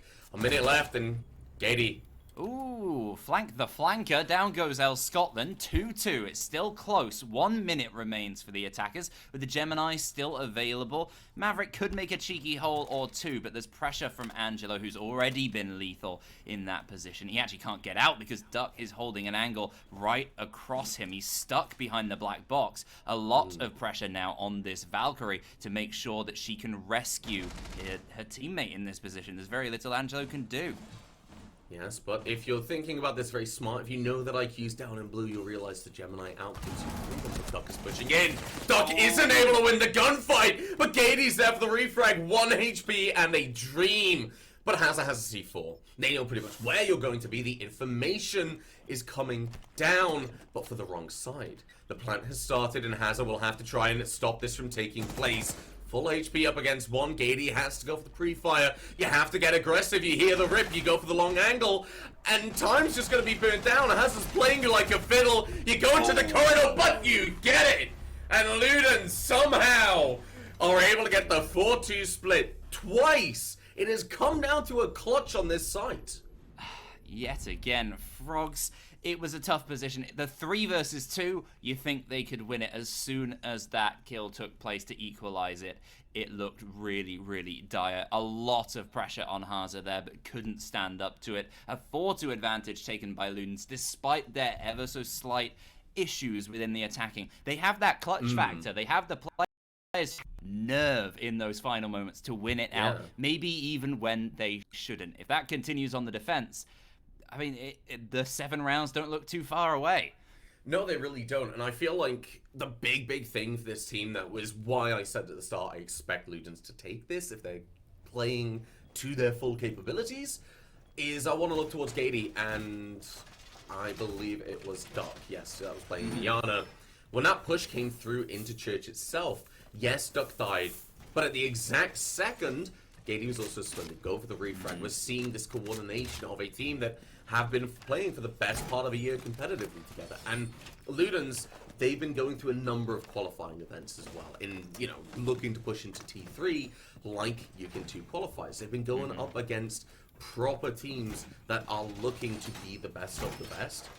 And it only shows in their experience and the way that they play together. On the side of Frogs, though, I feel like this isn't the be-all, end-all, having a 2-4 split on the defense. The aggressive style of your attack is very telling. We're not seeing an Amaru at this point. It was 6 picked out for the Blackbeard. But that just says once the breach is open, they're going to want to apply that pressure. I'm trying to figure out what to make of this right now. David starts things off with another entry frag. So many impactful kills for him already in this game. He's bringing out the Lion in coordination with the Blackbeard on top. A very different lineup to what we saw from Ludens, especially on this site attack. And a second for David Proctor, just misplacing the shot. He's looked a different player when at the bottom of the map and everywhere else so far this game. Unfortunate for him, the E1D will see a charge in from the attackers. Players dropping everywhere. 3-1 though, and that's it for Frogs. They use the utility brilliantly, and all they need is about 20 seconds to blast on in, take down every single defender. Yes, a beautiful push coming out from the Frogs, and the aggression was there. Ludens, I don't think they were ready for it. They were trying to play a little bit too aggressively in Garage, and suddenly Frogs, well, now they're feeling comfortable. Now they're saying, well, that was an easy round. Let's go get another one. Very nicely played from them. They found those opening picks, and David, Bobby, you can't... If there's one thing you have to say about David, it's that he has excelled in doing exactly that. Catching Ludens off guard, finding the opening picks, and I feel like this is a trend that's only going to continue. It has been very risky with him. He has also lost just as many times as he's got the opening pick, but the times that he does get the kill have typically ended in a round win for the Frogs. Returning to this site, though, I don't think Frogs are aware of that.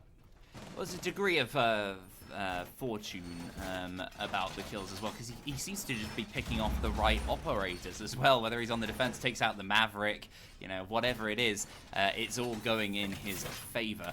Still needs to convert that into rounds. Frog still with the 1 round deficit, But things still looking quite convincing on the attack. A lot of teams are somewhat fearful of the clubhouse attack, but today we've seen enough from both that they won't be too worried at this point. A varied team from Ludens coming out on a repeat of the same site. They've got a lot of denial here and a lot of potential, just a lot of potential for variation here. I'm not sure they. Oh, yeah, rotate option. Yeah, lots of denial. It's not very specific, which could be good and could be bad. It just depends how they use it. Yeah, I feel like it's always going to be how Frogs also adapt to it once they see it. Right now we have got a Maverick in this form of Lanina. Now, fun fact, when I was trying out to join a team with Lanina and Scotland, they wanted to put me on the Maverick, and the first kill will go in favor of Ludens, which is probably the important thing to be saying. But when they asked me, they were like, okay, we're going to try you on like a flex role, which we're seeing Nina on right now. This is the person that I lost that role to. I got a message and it was saying, are you able to actually Maverick trick or just draw smiley faces? And there's a reason why they're not looking for people who draw smiley faces. That's why you get such a controlling presence over towards red and rafters. That is the best way to play it. But yeah, I cannot actually Mav trick. I just got bored of it and started doing smiley faces. We all know you just went and drew Wingdings letters on the bridge instead. I said hi in Wingdings, yeah. But the wall is nice and open. And I can't think of the pun. There's Blackbeard's moving in anyway. His first shield will absorb a lot of damage, keeps him alive on this move behind the server block, and starting to picking off kills as well. The entire site in control, just red presence from the defenders. Proctor gets one back, 3 more attackers to find, but the split presence now, it's just the red player as the one in construction is down and finished off by David. 2 players remain on the attack to get the plant down or locate this Whammy. He is very, very close. Proctor now on his 10 kills. It's a very good position to be in. He's using impacts all around to distract, disorientate, and take down Lanina alongside David. 2 found for Proctor, and he brings the advantage even further for Ludens. Proctor on the clubhouse, what can you say? Proctor finding not only the opening kill, but the other 4 as well. I did want to say, Evac, you just can't count out the Ludens in these clutch situations. They do have the clutch factor, and Proctor's proving it. Why? The impact going on the red rotate is saying, okay, well, you might have put a Claymore down there, you might not have. I'm going to preemptively impact it like anybody would that's about to push through there. You want to be smart. You don't want to walk into a Claymore if you're also having to take a gunfight. But what that does is that tells Frogs that you want to go in through that angle as well. And where are the Frogs looking as that plant is going down? Towards the red stairs. Not where Proctor actually goes. Goes to server, opens up a line of sight, and just picks off the 2 players. Didn't stop the plant from getting put down, and Frogs will get the points from that. But that's not the important part. The important part is the frag was there, and you had a good idea of where they were. Frogs, the big thing for me in that round, were you were too cocky. You weren't getting the plant down as early as you could. Like you said, side control was there for such a long time. Well, that's the thing today. So far, on every single CC defense that we've seen coming out, attackers have just been in the site very, very quickly with no resistance, whether that's a garage issue or not enough players inside of cache to hold back these players, or maybe just not opening the right angles. You could see at the end of the round, why am I opening an impact hole across to the other side? There wasn't anything, which gives the attackers security if they can at least breach in or sneak by the first player on their entry, which both teams have managed to do almost every time. Anywho, we're back down to the basement, just doing this constant rotation of these 2 sites so far today, it seems. And that does... I'm not going to say it favors Ludens necessarily, but we've seen them be very strong here on the attack. And with the motivation they will have gained from Proctor pulling out not even his first clutch of the game, they'll be singing, they'll be very happy. Oh, 100%. Now, this is a must-win round for the Frogs, and do you want to know why? I'll tell you. Because not only, if the Ludens win this, do they go to match point, but if Frogs are able to win this round, then you take them on the bottom floor. Then they're left with a choice. Do they go there again, the site that they just lost, or do they go up to Gym Bedroom, the tertiary site? Tay is going to make sure that right now, you have a little bit more breathing room between that yourselves and that decision. Finding that first kill, taking away the Ash of El Scotland. but most importantly, getting away with 1 HP and finding another. Hazza, why are you not shooting? You saw him. That's just going to stall out those frogs and make Ludens all that closer towards that match point situation. 3 men remain, and it's horrible. They haven't got anything done at all. Very little in terms of roam clear. They're focusing on this east side of the map. As soon as they go west, they have no idea what awaits them. Thankfully for them, there isn't much from Ludens. They're sitting very deep with this man advantage. All they can do, rely on this utility and refrag their way forwards. Frogs need an early pick or two, and just a little bit of luck, the sort of Proctor moment from main stairs that could see them a little bit of a way in, but that is a hard ask. Yeah, so with these Wamai Magnets, it's going to get even harder. While Angelo can pick them off, he's a little bit distracted by the default camera. Does he notice that thing on the main stairs? Maybe, maybe not. The person behind me, outside my window, definitely wants to get somewhere, and I feel like that's the position Frogs should be in. They realize they need to get going. But right now, Angelo needs to find these foul camps. You're able to take out one on main stairs, but your position is given away. And if you look at the top right of your screen, you'll see that there are no C4s. But Frogs don't know that. That's the big problem. That information is there. That's why they're probably looking for this rotate. Ideally, have the player pushing blue. It's got to be David. He has to take control of it. He is a player. His timing so far has been incredible. And the drops come through, and the push is about to start.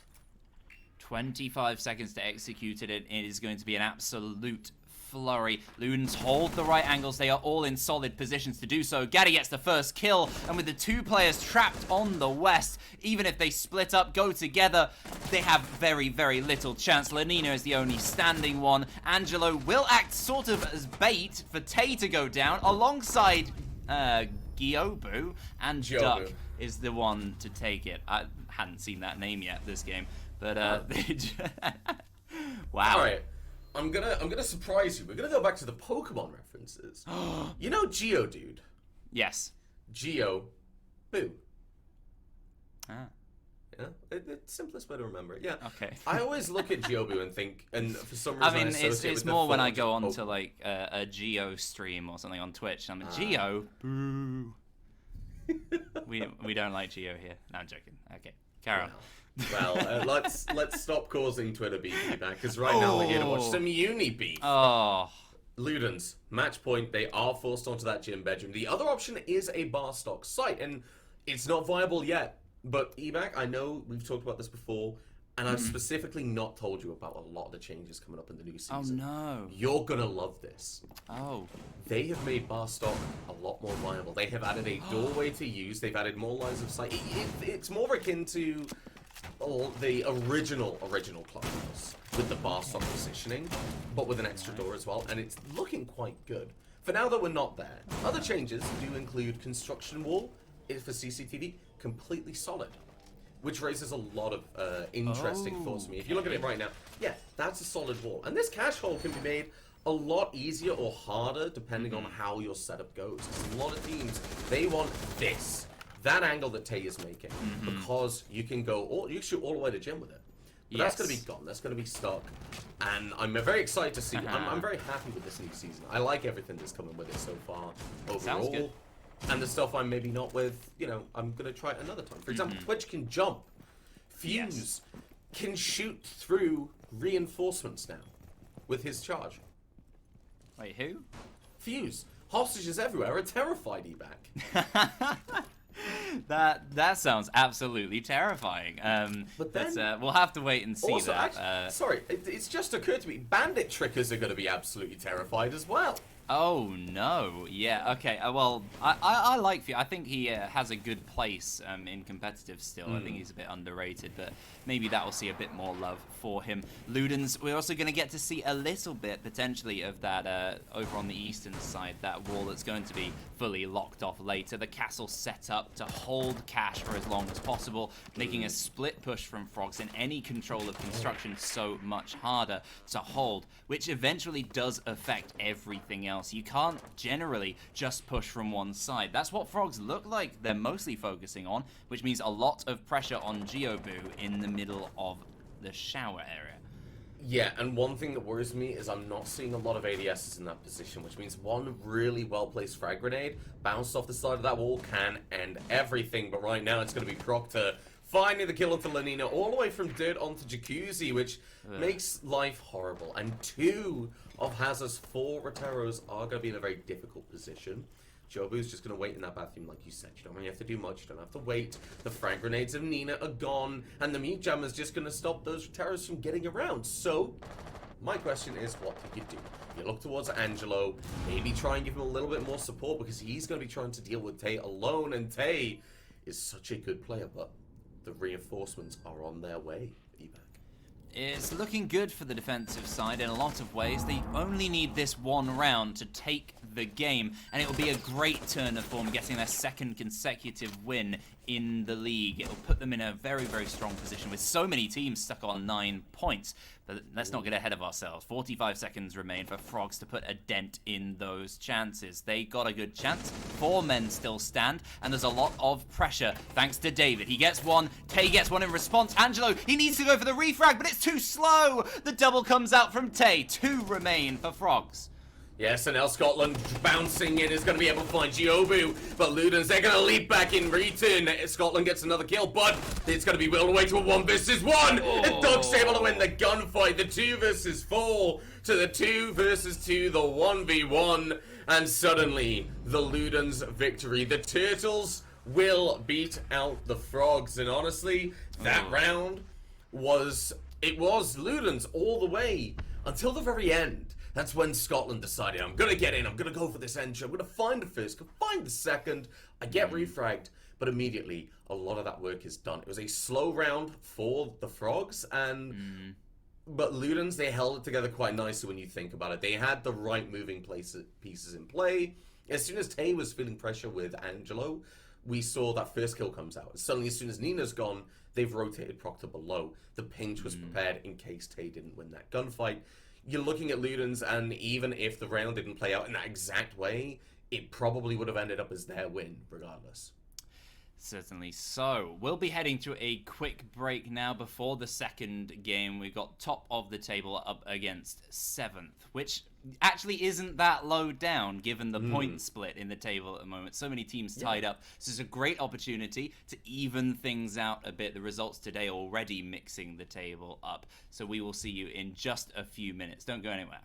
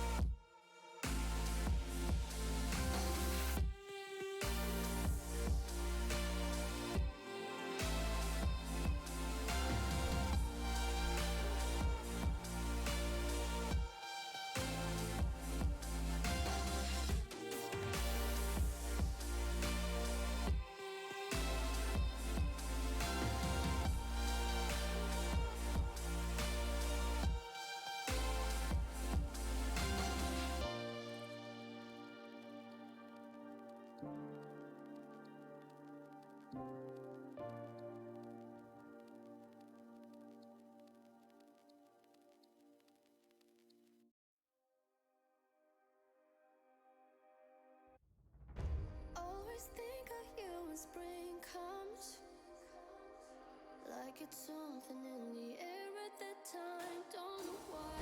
Always dream of you when spring comes. It's like the heat on my skin takes me back to the time met you on a Friday, halfway out at the door of the club, playing soul on the weekends. Stayed in bed till Wednesday. Fell in love with you right there and then. I was young, couldn't see that. Couldn't see that.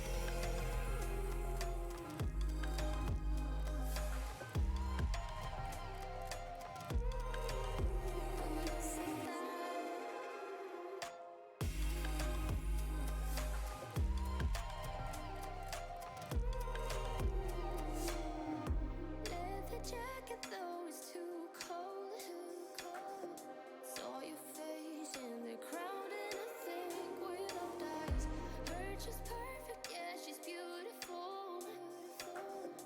Never thought you'd be here. It took me by surprise when I met you in the doorway. And a friend of a friend, never thought I would see you this soon, but hope she really loves you. 'Cause I swear you deserve everything. Wish that I knew that sooner. We got sober, it was over, but I told you I'll do it all over again. At your place or a spring break, a heartache, I'll do it all over again. Do it all over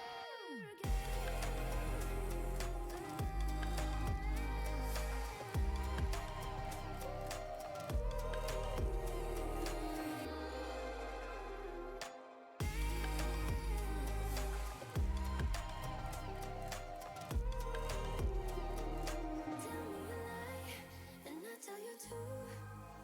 I say that I'm happy for the two of you. You wanna be friends, but I don't think I can. But I wanna be happy.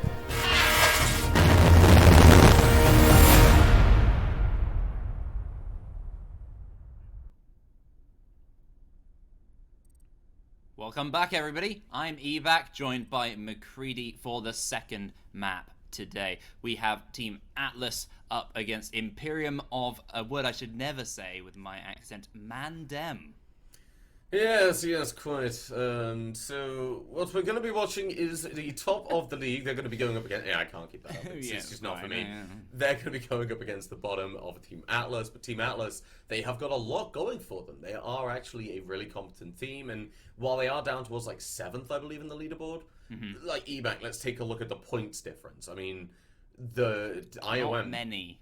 Yeah, they're ahead by 4 points, and as our wonderful observer said, of science, that's literally the widest gap in the table. Wow. I mean, that tells you a lot about this Yeah. league and how close things are. Those couple of points gained there could be the difference for Ludens. So today, let's have a look at those maps and where we are headed for that map, singular, actually, and where we are headed for this second game. It's been a long week, hasn't it? Are you back? Yes. I'm very tired. And yeah, I get the, but it's only Monday. Yeah, well, you know, EUCL quads have been very, very fun, haven't they? But yes. My week started on Friday. Yeah, basically, that's kind of how I'm feeling at the moment as well. But let's bring these map bands up. Let's run us through, see where we are going to be heading, because this is one of the all-important games. Because like you said, the position we're in, week 7 of 9, if you are towards the bottom of the leaderboard, you need to start making that change now. And with the gaps that we're seeing, it is possible. Clubhouse and CAF, they're going to be taken away as the auto bans. Clubhouse definitely not going to be seen again. We are going to have a different map, and I'm very excited because EBAC, what maps are left? I don't know. I've got to test myself. Why are they doing this to me? Okay. Show them. I don't want to think. That's not what I'm here to do. There's a chalet in there, definitely. Yeah, but it's banned out. You actually are left with Oregon. So you're going on a classic tour of Clubhouse in Oregon for these games. But I do love an Oregon. It's probably quite debatably my favorite map. Full stop, especially for competitive Siege. And the big problem that a lot of people have with Oregon is that it's everyone's favorite map. The map pool, let's be honest. I mean, maps like Chalet have come in and they've had a really good impact. They've been very exciting maps, you know. The first map to come in the map pool that hasn't been the 20-second meta. So it hasn't had that previous kind of comp strategy that a lot of maps they've just kind of said, right, we'll adjust from what we had. Chalet is one where everyone's had to rethink it completely, and that's why we see higher pick rates in operators like Goyo, Frost, and Aruni. That kind of combination alongside a castle or something on a more regular basis. We don't see the kind of standard setup, you know, you see 2 Romas, a Melusi Jaeger, Aruni, Echo, Smoke, you know, you can have a bit more variety. And a big thing is that it is a bit more attacker-sided, and a really good attacking team can get control. But it is all academic, and we are going to be heading to Oregon instead. So why don't we talk about that? I'm having a look through previous results. Atlas has managed to turn a losing streak around, but during that losing streak, they took 5 rounds, 6 rounds in various games as well, and their win against Triton as well is a very tough team to beat out, currently sitting in 2nd. So they can do it. They can topple some of the big boys within this league where virtually everyone is a big boy. So they've certainly got that belief within them, whereas their opposition are... You think first with the biggest lead of any team in the league, you think they're steamrolling opponents. They're not. They've had their tough share as well. Yeah, they really have. And that's what I love about this league, and this season in particular. At this point, at a couple of weeks in from last season and the season before, it's kind of, okay, we're seeing teams start to go to the top, some teams start to go to the bottom, and a lot of the games have foregone conclusions before they even started. But right now, you're pretty much in a position if you don't really know what's happening. You're having MILF and Ludens going up against each other, and they're having great games, and you just can't really predict it. And then you're getting teams like these, and realistically, there's not many points behind them, but the position on the leaderboards are so close that it's a very exciting thing for me. I'm absolutely loving it, to be honest, E-Back, but Oregon is a map where we're probably expecting teams to want to play it safe as well. And in the case of Atlas, that's not a bad decision. You're not really risking anything. But I'd say you're more in a position of you have nothing to lose. You're towards the bottom. This is a map that you're going to know, yes, but Imperium and Mandem are also going to know as well. If they don't know how to play Oregon, it's just like Club. Something's wrong with them fundamentally as a team. And as the results have shown, that's just not the case, is it? No, not at all. Definitely historically. So hopefully that will stay the case throughout the remaining 3 Playdays of the season. Whilst we've just got a second, McCready, are there any of those changes coming up for everyone who's all excited about this buzz that might affect Oregon in the future? No, there are not. But what I can tease you a little bit with is the other maps that are getting a little bit in love. And I mean, Coastline is feeling it the most. Coastline, you know, they drop down those windows that you can shoot through from the roof. Well, you can at least now barricade them, or more excitedly use castle barricades to have a lot more comfortable rotates around. On VIP, instead of having that double window, it's actually a wall now that you can reinforce. You can play a mirror window, set up a very aggressive one. So I actually expect Penthouse to be at least approached a little bit more from teams, because now you can play VIP aggressively. They've taken half of my idea. My plan was like I wanted to have those being the see-through walls that they had in the SI events. I figured that would be perfect. But what did they do? They gave a ladder to the roof. Oh, not a ladder, sorry. A rappelling spot, but you can get to the roof from the VIP side now. Oh, okay. That's good. And that is something they've also applied to the other maps as well. Now, Bank is a position where all the railings are gone. That will cause problems. And you look towards Banana, there's railings there. They've made it very specifically, this is covered, this is not. So they've kind of laced those sections, so it's quite obvious. The railings on Square are actually soft destructible, but the most important thing that I need to talk about, not only are the parking garage windows just solid, you can't shoot through them. You can't play... Clash buff. Sorry, they've made the walkways to the other side, so now you can walk from from construction to warehouse on Clubhouse, I believe. Don't take my word for that, but you can walk from jewelry to alley. Oh, it's just been confirmed that is the case, but those are very important things. And now, obviously, as you might have heard, Ebak, you were praying for some little love for Clash, but that's not been the case. The new attacking operator, however, might scratch that itch a tiny bit. Because think of a mirror window, yeah? Now think of a deployable shield. And you mash them together, you give 2 of them to an attacker who has the Jackal SMG and the Thermite Assault Rifle, and a very dynamic weapon, actually. You can place them on windows, you can melee them just like mirror windows. It's very exciting stuff, but the Ubisoft have released a video. So as much as I'll talk about it, and I probably will, I can't really do it justice. There's a really good video about it. You should check it out. A lot of exciting things to come.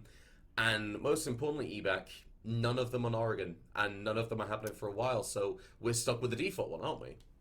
That's all right. I mean, I'm thinking maybe some smaller changes, like you mentioned with the Iana change as well. With the slight, it's not a weaponry nerf necessarily, but it's a recontextualization of how you might use some of the weapons. And she's a very common operator on a map like Oregon, so ever so slight, but not really here on this map. Yeah, I mean, as a player who favors that entry fragment role, I mean, I look at it and I say, well, I use the one-time scopes anyway, and the G36 because it feels a lot lighter, a lot more comfortable to go for gunfights with. I may not be the defining opinion on that. There might be people who prefer the ARX, but they still have a lot of these scopes that excel in the close quarter combats. You're looking at your holographics, your reflexes, your red dots. You might as well just run them. So I'm not really seeing that Yana's going to take a massive hit from it, but it's an interesting one. It might negate a little bit of that passive play and put Yana players into an aggressive position. But the big problem for me then is Ubisoft have kind of got on a trend of nerfing the aggressive operators. With Zafia Ash and SMG-11 of Sledge. But finally, we can talk about the game at hand, can't we? I was going to say it could be technically considered like a buff to the perception of red dots as people have to use them more and realize they are clearly the best. Anyway, moving on into the ban phase. This is why Ebak has joined us as a caster. I'm just I have no real preference. I like the Clash one. It's kind of a special one. Anywho, Thatcher will be out first. We saw him over on Clubhouse. We saw some very standard bans there as well. And I think this is where you can mix something up. If you're expecting some sort of extravagant roam play, I love a Vigil ban. We've seen so much Valkyrie. And of course, the brand new standard here on Oregon as well, Flores. Yeah, and if you're unsure of why this is the case, it's very, very simple. Flores with those Roteros can clear out a lot of key positions, and it essentially forces the defenders into a Mute Mossy setup. Now, that isn't the worst case scenario for a team that is comfortable doing it and competent as well, but if you have a set gameplay in your mind, a set strategy, that's not what you want. Flores is a big, big problem for that. But what it does for the attackers is it allows that Maverick to be opened up, and with K being taken away, a lot of freedom is given. Now, you obviously, Ebak, you can't cover up positions of, you can't clear out positions like Elbow as easily, but you can take the Hatch, and you can get a lot more worth out of that Heart Breach tool, can't you? You certainly can. We want you to go Clash. Yes, go Clash. Whoever's talking about Please. Clash. I'd love to see a bit of that today. But yes, Valkyrie will be the final ban. Very much standard. Now, I'm loving the kind of appreciation via the fact that she's banned so much of her utility, because a lot of the time neglected somewhat. People underrating how impactful she can be. And Laundry Supply will be the opted for site. And if this lineup is stuck from Atlas, we're going to see something rather bizarre. And it seems very top floor centric rather than bottom.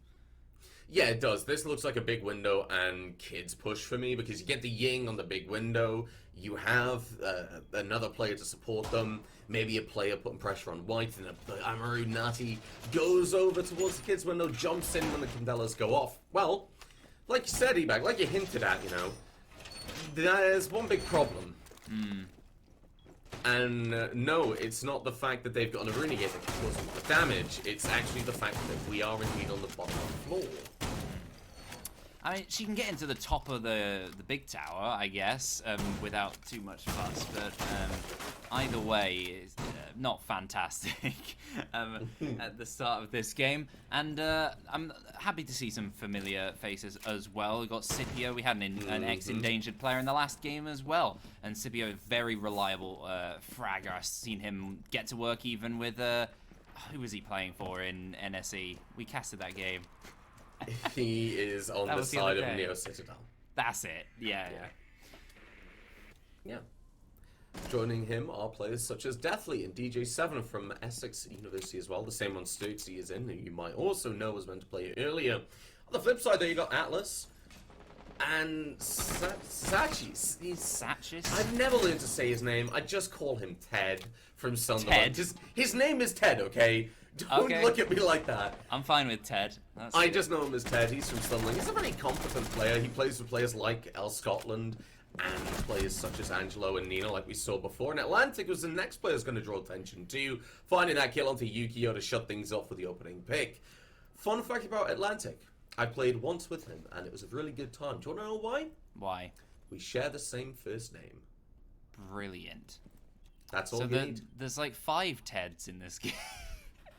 I'm just What? kidding. I know that's not your name. Anyway, not gonna say what it is. Anyway, the Rome presence. Is there a player on the top of laundry stairs just there? Am I imagining that? No. Scipio is right next to Nata here on the stairs with no idea. The Amaru is so vulnerable, but the most patience in the world from Scipio. Yes, now Scipio has been renowned by myself as being called the Monkey Man, but there is a reason for that. He wears a monkey face. I've told you about this, but swings like that, you just don't win against him. Finding that kill, we'll get the 4 versus 4. Bomb, we're still able to find a kill onto NSJ Source, and that is going to be Atlas, a player deficit, looking to try and make things right, but Scipio has already gone on the rotate. Big problem though, going upstairs, there's only a few places you can go, and Atlantic is aware of some of them. But going on the drone at the wrong moment will seal their doom. Scipio, you just can't beat the man. This is why... King of the Swingers, the jungle VIP. And It he's not is. quite reached the top yet, but his team are one step closer with 1 player remaining now, FO12, but he is a Ying. He can flash quite a few of his opposition. No Candelas left now, but he's taken 1 man. 30 seconds left to find the remaining 3 inside of the site, as he has no diffuser. Yes, and I immediately have to look at this and say FO12. You do play the FO12 when you do take Ella on the defense, but right now you're with the Ying and you need to make something happen, but Deathly is going to be the player to find that kill. We are going to be taking a very technical break because we need to just do some stuff. Break. Very technical. It's not technical, it's very. There's a lot of work that has to be done.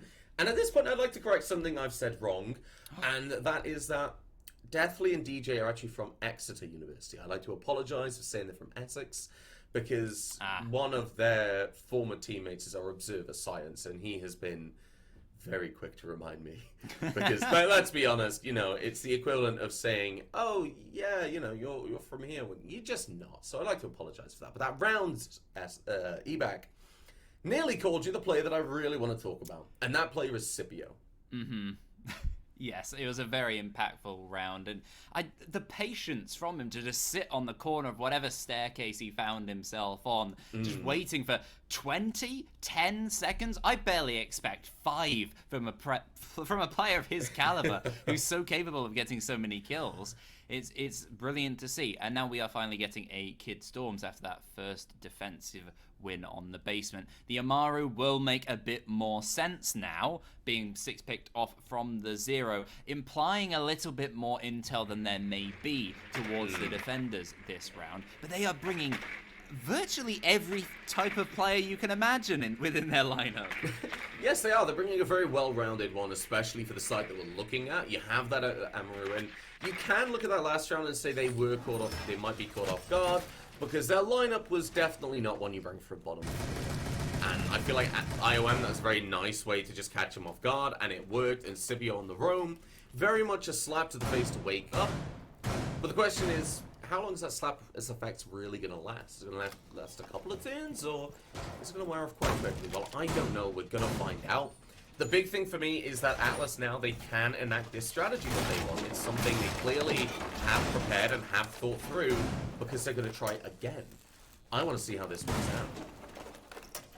Well, there's a lot of denial. There's a lot of projectile denial on top of that from the defensive side. Again, it speaks of what we spoke about at the end of the last game with lineups from the defense that aren't particularly specifically geared to offer too much for themselves. A lot of resistance for their opposition, which certainly helped them out in the last round. And oh, no, that's a bit of a silly one.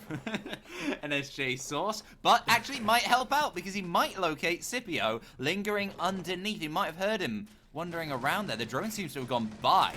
2 players now adopting this position. No, position given away. Thankfully, the drone work is smart. Yes, but on the second attempt. I'm pretty sure only one player has been revealed, and that is Yukio. Scipio has gone downstairs and just said we're going to play it safe. Oh no, Natty. Right, okay, it's making sense now. Natty is either going to go up the kitchen hatch or the meeting hatch. I'm going to bank on the kitchen if IOM are able to find the first couple of kills. But whether that is the case, we're not going to find out. We will find a frag coming out both ways. A 4 versus 4, the ammo is gone, so not a big loss, but the C4 of Yukio, the MP5, and that rotate potential, because Scipio's going back to site. Yukio was the last player to really have the impact, approaching the halfway mark, and the Atlas, they're going to be able to begin their attack. Thankfully, a full team of passive utility will help out the defensive side. With 3 men now remain, Atlantic getting another nice pick with the ARX. Bum Whistle, the only player to receive. Oh my word! Can I say that name? Yes, you can. I feel like I shouldn't. It feels wrong. Just call him Whistle. Oh! Wow. Well, he'll be whistling a sweet tune after that shot onto Ted. Yeah, I don't think anything that comes out of a bomb is sweet, but that shot coming out of the bomb whistle definitely is. Now, this breach is just about usable, and Source can go in there, but you're in a very difficult position. You are on your own. You can be caught off. While the players aren't in position to do that right now, Atlas have to be careful just in case. Bomb Whistle has the angle, the pixel angle, and right now the Candela's going to flush them off. This is where Source is going to push. This is where FO12 should be making something happen, but nobody's is taking advantage of the utility. A C4 goes off and the Jackal scan comes through, but nothing happens. FO12 leaving the game is only going to help IOM at this point as Bomb Whistle gets taken away. 2 versus 2, 18 seconds left, and a push will have to come through. But IOM have had a lot of time to adapt, and they know where Joe is.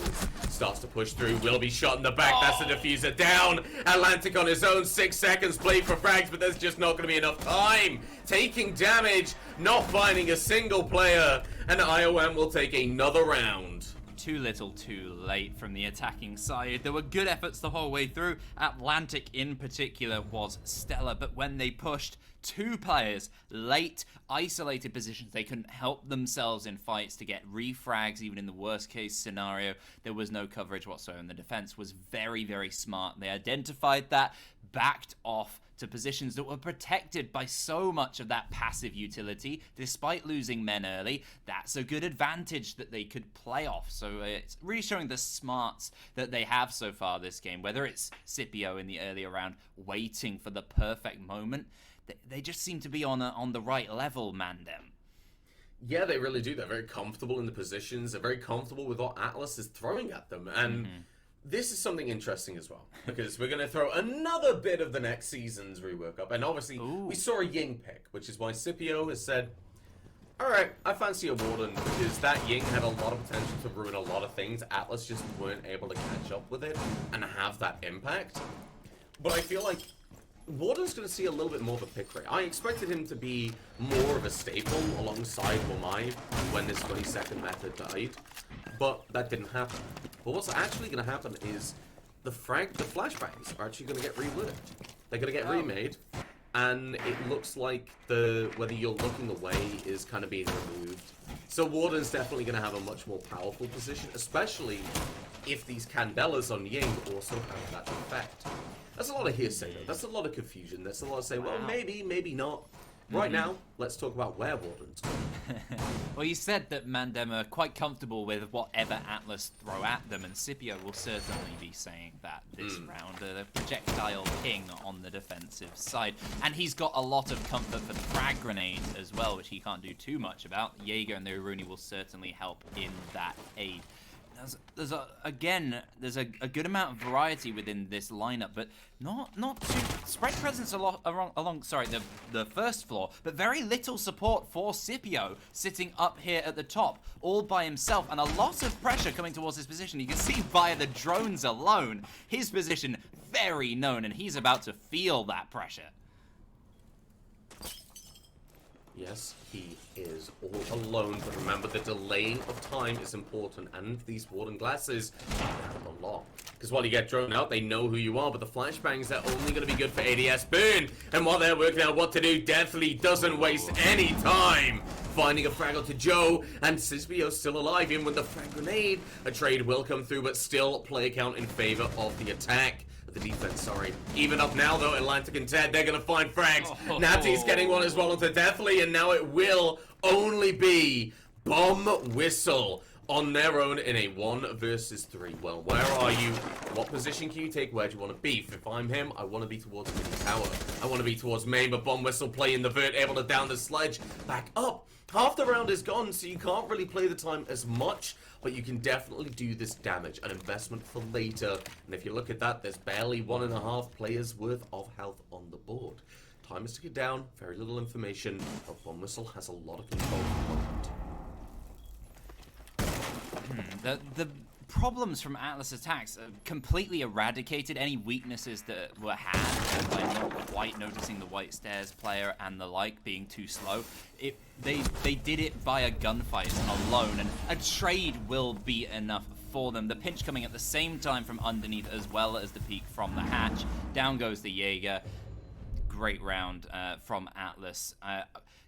Got a question, despite the amount of intel they had on that position, the fact that they took so long to push, but either way, they will be happy that they've taken that first round.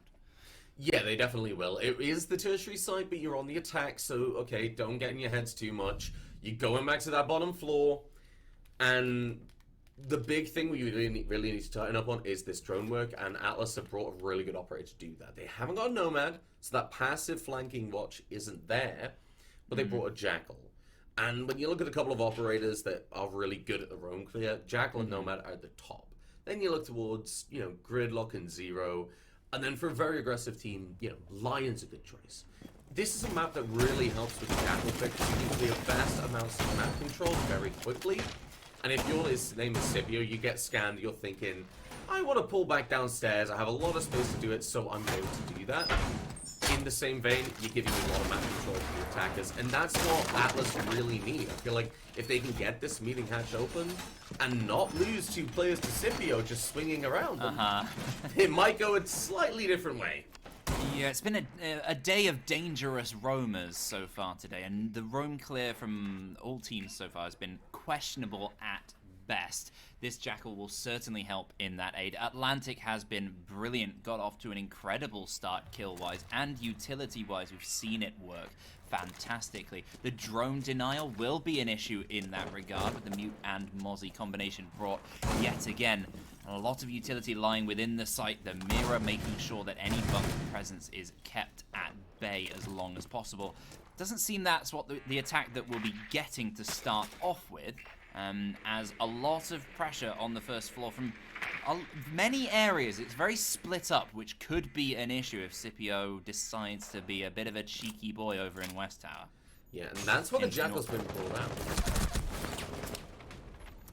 That's why the Jackal has been pulled out. Yeah, I didn't need to add to that. I mean, exactly. No. He's done the job. Scipio's down, and Ted can move on in nice and comfortably. I'm not sure they know 100% that he's down, actually, given the fact that it was a bit of a wall bang. The revive could actually come out here from Bum Whistle, and it'll be a good way. I can't do this. I gotta call him Whistle. It's the last time. Yeah, you call him Whistle. I'm gonna stick to the proper name. I'm okay. I'd make a joke about respect, but screaming out Bomb Whistle isn't something podcasts. Well, I find it quite funny, but Scipio will be caught out on this scan right now. They know that you're back on site. They know that they have the map control. That's why Atlantic is feeling comfortable. Sasachi's on the other hand, though, not really. He's going to be picked off by Deathly and will be taken away. That Thermite, not that important anymore because the drop from Natty is coming through, falling to Deathly as well. What? A 3 versus 5. You gotta have a bit more coordination, don't you, Ebac? Why are they pushing with their hard breachers first? That's 2 of them down. FO12 is still standing on the Maverick. But that's a lot of pressure to put anything near Bunk with the mirror in that position as well. That ground is basically forfeited by Atlas. There's nothing they can do, but they're trying to push on in anyway. FO12 wins the first engagement over in Boiler, which could be a way in, but he doesn't have the security or the support to move in yet. Atlantic getting some intel, also getting rid of Surya Gates to push towards the site, but with the C4 still in the hands of DJ pushing in close, and Scipio still on the roam, mind you, can still flank around and punish late on. Yes, while Yukio will be taken down, Scipio is caught on the flank watch, but the big problem for me is that the crossfire down below that you need is currently there. Bomb Whistle and DJ7, 1 freezer, 1 elbow behind there. That position favors the defense so much, but Bomb Whistle isn't covering. Joe is able to find that pressure, and DJ's gonna have to go for the kill. He can't get it. Bomb Whistle has got to trade onto the Jackal, but Scipio has to come around now. The plant's been stopped, and that's huge. Scipio catches the back of FO12. The plant's denied in Atlantic. You can't go for the revive. You can't go for the plant because the C4's ripped.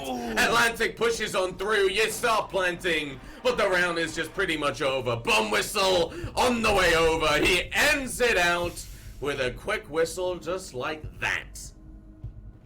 Wow, that round very close most of the way through, but it always had a little bit of a defensive tint to it, and that was mostly Scipio being still available to flank around at any moment.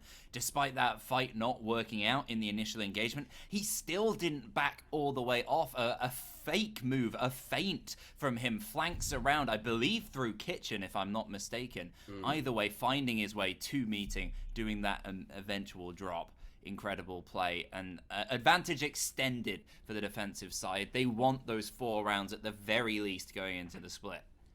Yeah, I mean, IOM, they're in a very comfortable position at this point. 1 more round, and you've got the baseline. You've got what's expected for a defensive side, but why stop there? That's my question. Why not go for, dare I say, a 5-1? Oh my. Preposterous, I know. But it could be a reality. I mean, Atlas, we've seen a good round from them in the one they won, but there's a lot of things that do need to be tightened up for them, in my opinion. I'm looking towards the times that they're pushing. We're seeing Nate on the Thermite. Obviously, we're seeing Hard Breaches pushing in for the gunfights first, which you definitely question. But by that point, their utility had been used, so I can kind of see why they're not too worried about that. But someone needs to drone. But they're pushing in, and the timing isn't there. We're seeing a player swing on North Stairs, die, a player try and drop and refrag it by pillars, and they die to the same player because you're going for refrags and there's too much time for the defense to be comfortable. And I think it's just that factor yet again that's been one of IOM's big benefits. They've been comfortable. Whether it's small moments of timing, the right positioning, or the timing overall and being efficient is not quite there from Atlas, just ever so slightly on the wrong side of things. What's Atlas doing there? He's just going for an adventurous frag grenade, potentially trying to catch off DJ, unless I missed something there. Is that a standard thing? No, I've not seen that before. I don't think so. Regardless, it doesn't really bring anything out. A frag grenade will go through, and I think it's to deter the actual bandit trick that's coming through. An impact trick will lead the way, and it will catch a lot of the utility, but Sasachi's, you do have a line of sight. You have a Selma charge left, but you're not going to be able to use it without taking out Yukio. And Yukio, with that Jackal track, it's going to be a lot harder to actually be caught off guard, and he's going to find that kill. The Selma charge goes out. You're not going to impact trigger, but you've already got such a dominating angle. And Atlas, their attack might just already be crumbling. Yeah, it's tough losing that ace, despite the angles they already have open, and they've got to rely on the Mav to get that attic angle open, and then push on in through there. They've not had much luck already. A man down, half of the round remains. And no roamers dealt with so far until Deathly falls. Not sure exactly where that was. An impactful player to take down. Yes, and while Yukio still remains on this breach, Deathly's loss might not be the biggest problem. Because yet again, the time is there for IOM to look at, analyze, and adjust. They can rotate a player around, but Whistle's positioning is going to be key. IOM is a bit of wasted time here, in my opinion. I want to see some droning. I want to see something coming through, but no, the 2 drones are gone. The frag grenade will be going through to clear out the utility, but the ADS will catch it, and time is yet again bought for the defense. Bomb Whistle goes for the shots, while it looks like Atlas, they've decided to just leave it and back up. Looking We very just saw the disjointed now. importance of that triple denial ban of any throwables. It's really working, keeping Bum Whistle safe in that position. 30 seconds remain. His teammate isn't safe inside of games. It could be a plant here for NSJ Source, as Atlantic has taken white stairs, can cover across from kids' dorms, and with attic control almost there, the Maverick still is lining up some angles. Scipio is still lingering underneath. Atlantic needs to deal with him quickly. 15 seconds to do so, otherwise the plant probably can't go down, and Scipio wins out the fight. DJ's holding off this presence, and the plant is going down. Scipio rotates underneath. 5 seconds to delay. He takes him down. Diffuser up in the air. There needs to be coverage across from kids. There isn't at all. The plant isn't even attempted. Round taken by the defenders. Yeah, the big thing for me there for Atlas was the fact that that plant was going down. And you said there could be a plant going down, but that attic control wasn't there. That meant that Atlantic had to get very aggressive, had to be very, confused about where to be looking. I mean, you have to cover the cross, but you also know there's a player down below. You have to deal with that. And you're not entirely focused on one thing. You lose the gunfight to Scipio, the C4 is freed up, and while, DJ on their own in Kids, he can do whatever he wants. As long as he waits and buys time. Bomb Whistle did fall. Attic did eventually open up, but it was too late. The plant was going down. There wasn't enough cover. There wasn't enough control down below that had already been pushed out. And IOM, the time was the 6th defender there. It was able to get that kill. And I mean, the big thing for me is, as soon as you lose Atlantic by White Stairs to a bandit, you should say, right, okay, get ready for a C4. It didn't happen. What we saw was Atlas, they, instead of, jumping onto the pool table, they stuck it. That's because the time was such a defining factor in that end round.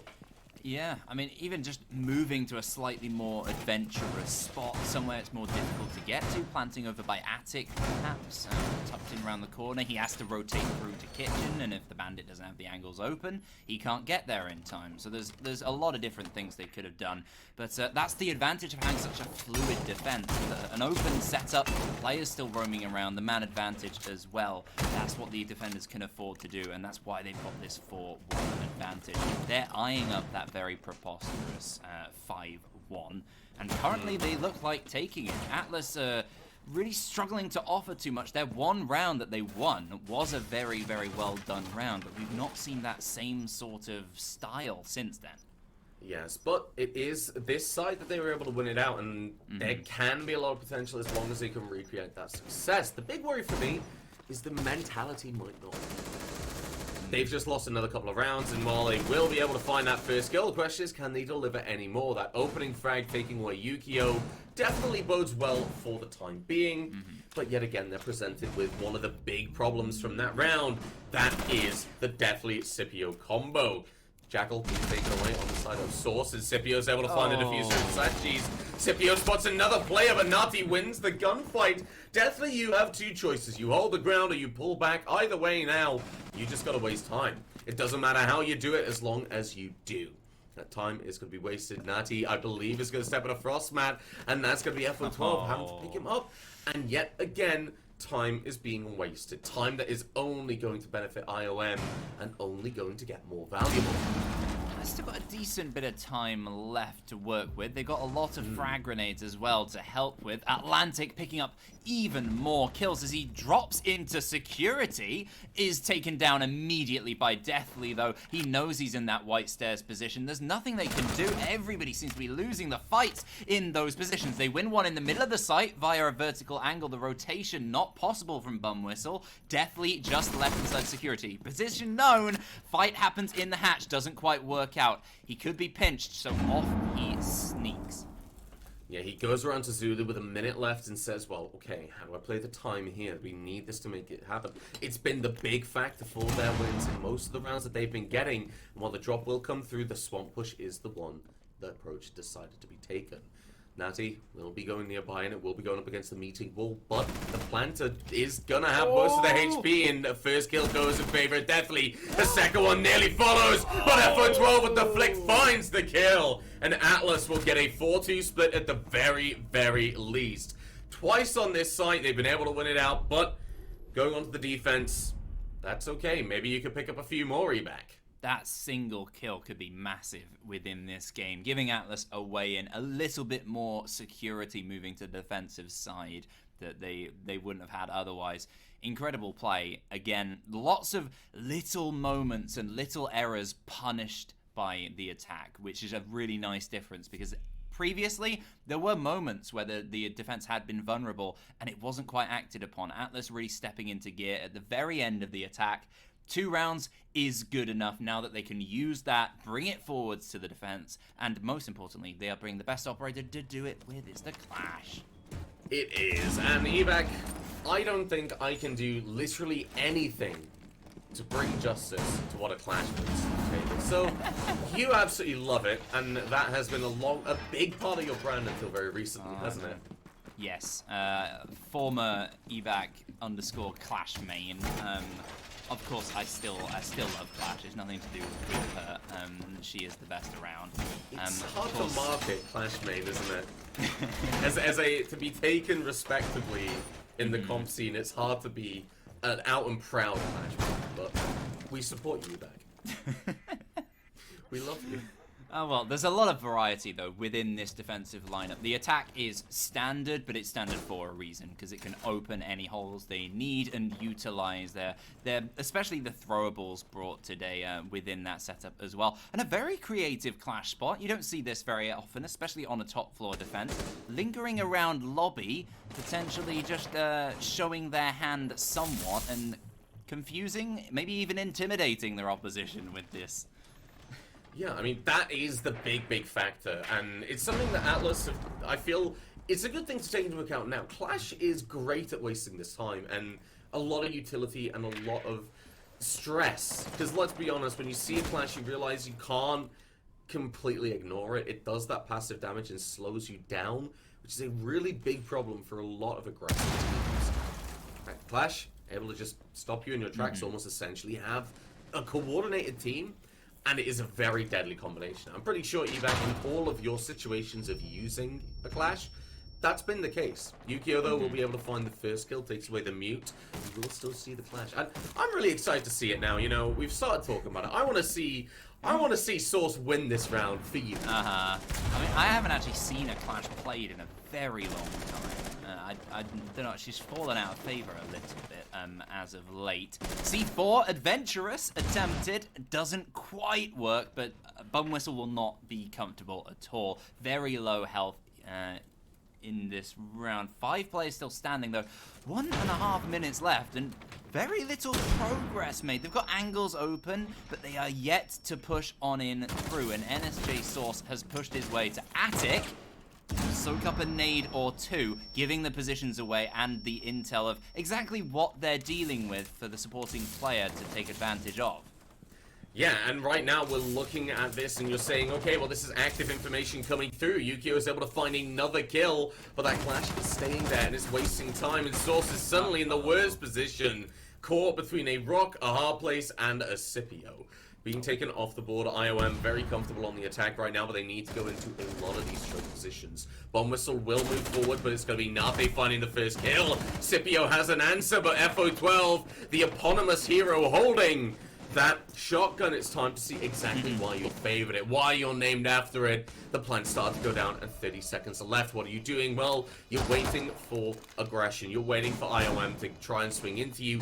At least get closer, so this swing will be deadly. You take some damage, but you don't do much of a turn. But there's definitely, they're going to feel this cold burn of the FO12, and the person holding it as well. Right now, though, time's to go down, and too many guns. Look at the angle as IOM are able to close out that round, and 5-2 on the scoreline. creative lineup of defenders, but not utilized properly. We're not seeing too much in terms of those Grismots. Identifying areas. They knew exactly where the push was coming in from, but they had nothing really too specifically to deal with it. The Clash left by herself inside of Attic. There wasn't the opportunity for support from the Melusi, as she has to watch the main window because they've lost too many men too early.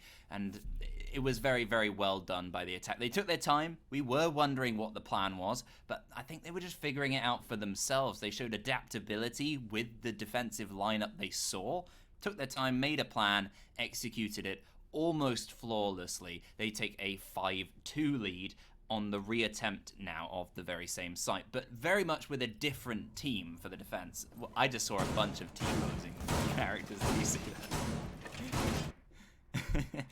Unfortunately, Okay. not. Just me. I'm sorry about that. I was looking at somebody who's interested in casting, actually.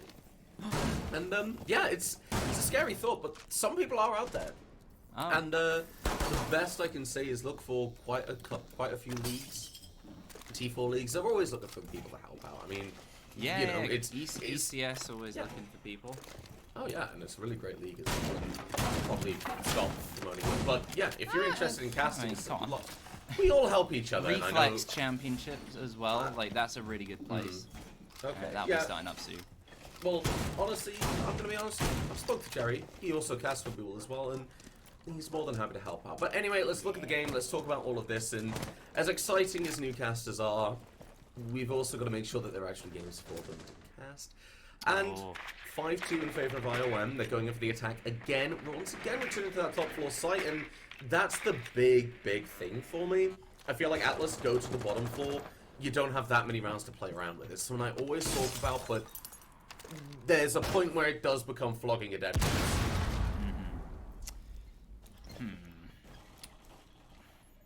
Well, the name of the game is Delay, definitely focused on with this Atlas lineup that they've brought.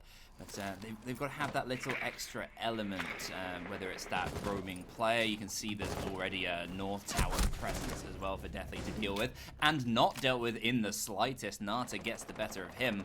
He could probably find his way out. He's going to stick it. He's going to go for the kind of suicidal, waste as much time as possible, take as many with me as I can type approach. And try and also take out some players on the roof. He's doing a pretty decent job for it right now. Also delaying any sort of attic breach, which was a big issue last time for Atlas. Yeah, because what they were trying to do was they had Joe over towards drop down with the Clash and tried to delay them, but no. What this does with the big tower presence is it screams to IOM, you have to clear it out. You're not going to get away with it. You don't get inside attic without clearing them. But Yukio might not be going for that. Scipio's able to find Atlantic, and it seems like they might just try and get inside attic a different way. But Bomb Whistle's going to be falling out on the window thanks to Nazi. Okay, at this point, you just commit to the white stairs push and maybe a big window. Scipio finding the kill is going to keep that opportunity alive for the side of ION, as they are looking to push us to match point with a minute left. But 3 versus 3, and it is far from over, especially when you consider Natty still has that late flank potential. The difference makers have been Scipio and Atlantic for both teams, having that one main fragging player. And it's not just the numbers, it is the impact as well. Thankfully, Scipio is still up for Mandem. Atlas, a little bit... It's a bit of a stall here from Mandem, and a trade comes out. A shot across from the tower from Nata gets the better of one. The plant is being stuck now by DJ. Yes, it is, and, well, a very, you know... Ted says no. Anticlimactic end to the round, because Ted really does say no. The C4 going out, stopping the plank going down, and the quick SMG peek as well, it just close things out. Very, very nicely done from him, and I feel like this is the place where IOM, they might miss a trick. Ultimately, though, Atlas said that was a good round from them, their first defensive round to pick up, and will push them down to the bottom floor. But we do really have to talk about it, don't we, Evac? That big tower was a little bit of a problem for IOM. They kept going in, and there's two approaches. You either go and repel, or you just sack it off. Well, you don't lose 3 players to a player just stuck by himself in the tower. That's certainly one thing you don't do as an attacking side. A strange lapse in concentration, bit of skill, bit of teamwork, whatever it is, you can very easily make it a horrible trap for the one man. They didn't commit too much to it, and when you half-ass an attempt of that particular move, you will get caught out. I should have saved that for a bum whistle pun. Anyway, here we go. We got the Clash on the bottom floor. Yet again, didn't work out last time. They used her in Attic more like a glorified Evil Eye more than anything else. Just sitting there going, "Ooh, look, I'm a gadget," but there wasn't anything to it. Here, it's a bit easier to get some utility out of her, even if you're not having a great Clash day. Yeah, there's a couple of places you can play. I mean, you can look towards pillars, killbox, or even elbow. Either way, you can still get an aggressive swing. You can just put yourself in the way of the attackers. And in positions like E-box, in positions like pillars, it's very easy to bring someone along to help out. Right now, though, we are going to see Scipio looking to take the big tower, and it kind of worries me. But what worries me more is that there's been a TK, and I think that might be a skin. Yeah, it's just been called out. A bit of a pain in the backside that your Zephyr, your instinct operator, has been taken away. FO12 decided to put fire and give it a bit of fuel. Goes out for the run out, finds that kill, and Natty finds another one. The round might as well be over for ILM already. Big tower problems yet again for the attacking side. Can't deal with it at all. They are now split up. DJ going from the top, but the Mozzie is eyeing him up. A lot of split pressure. He's going to rely on the C4 somewhat. He's wasted a little bit of time, and he's taken enough players, thankfully, that even though the refrag eventually takes place, a 3 versus 2 for the defensive side.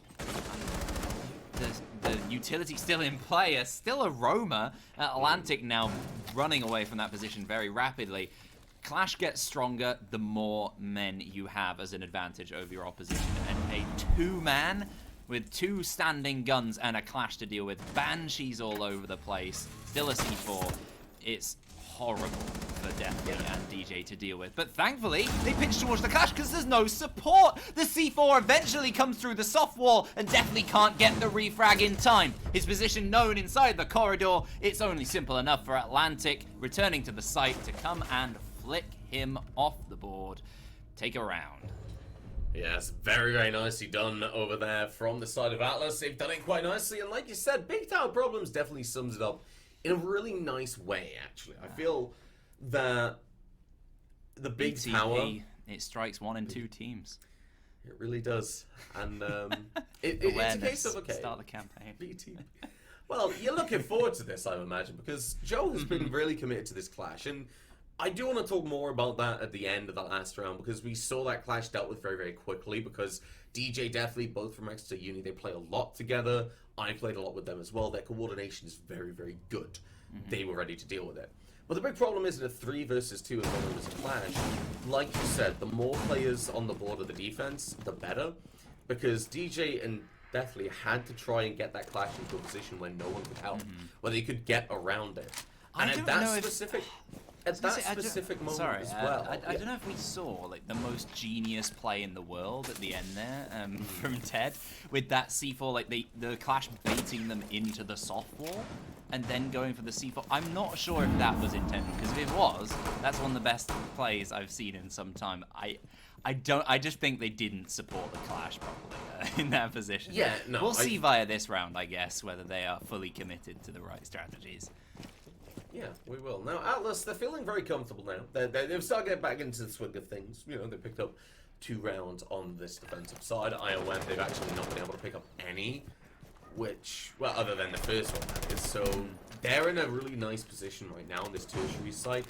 This is the must-win round for Atlas. I mean, you're able to even things up if you get here. You get that full site rotation again, and you might be able to just scrape by that win.